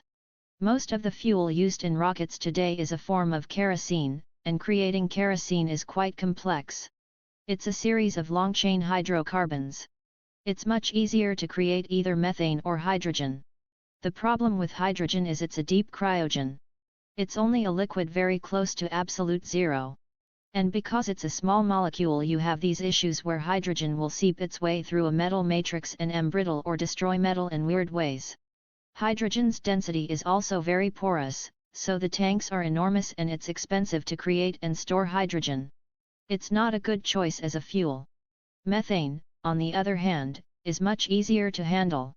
It's liquid at around the same temperature as liquid oxygen, so you can do a rocket stage with a common bulkhead and not worry about freezing one or the other solid. Methane is also the lowest cost fossil fuel on Earth. And there needs to be a lot of energy to go to Mars. And then on Mars, because the atmosphere is carbon dioxide and there's a lot of water or ice in the soil, the carbon dioxide gets you CO2, the water gives you H2O. With that you create CH4 and O2, which gives you combustion. So it's all sort of nicely worked out. And then one of the key questions is, can you get to the surface of Mars and back to Earth on a single stage? The answer is yes, if you reduce the return payload to approximately 1/4 of the outbound payload, which I thought made sense because you are going to want to transport a lot more to Mars than you'd want to transfer from Mars to Earth. For the spacecraft, the heat shield, the life support system, and the legs will have to be very, very light. Musk and Riley were divorced for less than a year. I refused to speak with him for as long it took for the divorce to be finalized, Riley said. And then, once it was finalized, we immediately got back together. As for what caused the breakup, Riley said, I just wasn't happy. I thought maybe I had made the wrong decision for my life. And, about what brought her back to Musk, Riley said, one reason was the lack of viable alternatives. I looked around, and there was no one else nice to be with. Number 2 is that Elon doesn't have to listen to anyone in life. No one. He doesn't have to listen to anything that doesn't fit into his worldview. But he proved he would take shit from me. He said, let me listen to her and figure these things out. He proved that he valued my opinion on things in life and was willing to listen. I thought it was quite a telling thing for the man that he made the effort. And then, I loved him and missed him. As Musk recalled, I told her, look, I think you're very valuable. Maybe that compensation is right. You need to take 2 weeks vacation, and I'm going to assess whether that's true or not. Before this came up, I had offered her multiple all-expenses-paid vacations. I really wanted her to take a vacation. When she got back, my conclusion was just that the relationship was not going to work anymore. 12 years is a good run for any job. She'll do a great job for someone. According to Musk, he offered Brown another position at the company. She declined the offer by never showing up at the office again. Musk gave her 12 months severance and has not spoken to her since. According to Riley, Elon is kind of cheeky and funny. He is very loving. He is devoted to his children. He is funny, really, really, really funny. He's quite mercurial. He's genuinely the oddest person I have ever met. He has moments of self-awareness and lucidity, which for me always bring him back around. He'll say something cheeky or funny and have this grin. He's smart in all sorts of areas. He's very well read and has this incredible wit. He loves movies. We went to see the new Lego movie and afterwards he insisted on being referred to as Lord Business. He tries to come home early for family dinners with me and the kids and maybe play some computer games with the boys. They will tell us about their day, and we'll put them to bed. Then we'll chat and watch something together on the laptop like the Colbert Report. On the weekends, we're traveling. The kids are good travelers. There were bajillions of nannies. Before. There was even a nanny manager. Things are a bit more normal now. We try and do stuff just as a family when we can. We have the kids 4 days a week. I like to say that I am the disciplinarian. I want them to have the sense of an ordinary life, but they live a very odd life. They were just on a trip with Justin Bieber. They go to the rocket factory and are like, oh no, not again. It's not cool if your dad does it. They're used to it. People don't realize that Elon has this incredible naivete. There are certain times when he is incapable of anything other than pure joy. And then other times pure anger. When he feels something, he feels it so completely and purely. Nothing else can impose on it. There are so few people who can do that. If he sees something funny, he will laugh so loudly. He won't realize we are in a crowded theater and that other people are there. He is like a child. It's sweet and amazing. He says this random stuff like, I am a complicated man with very simple but specific needs, or no man is an island unless he is large and buoyant. We make these lists of things we want to do.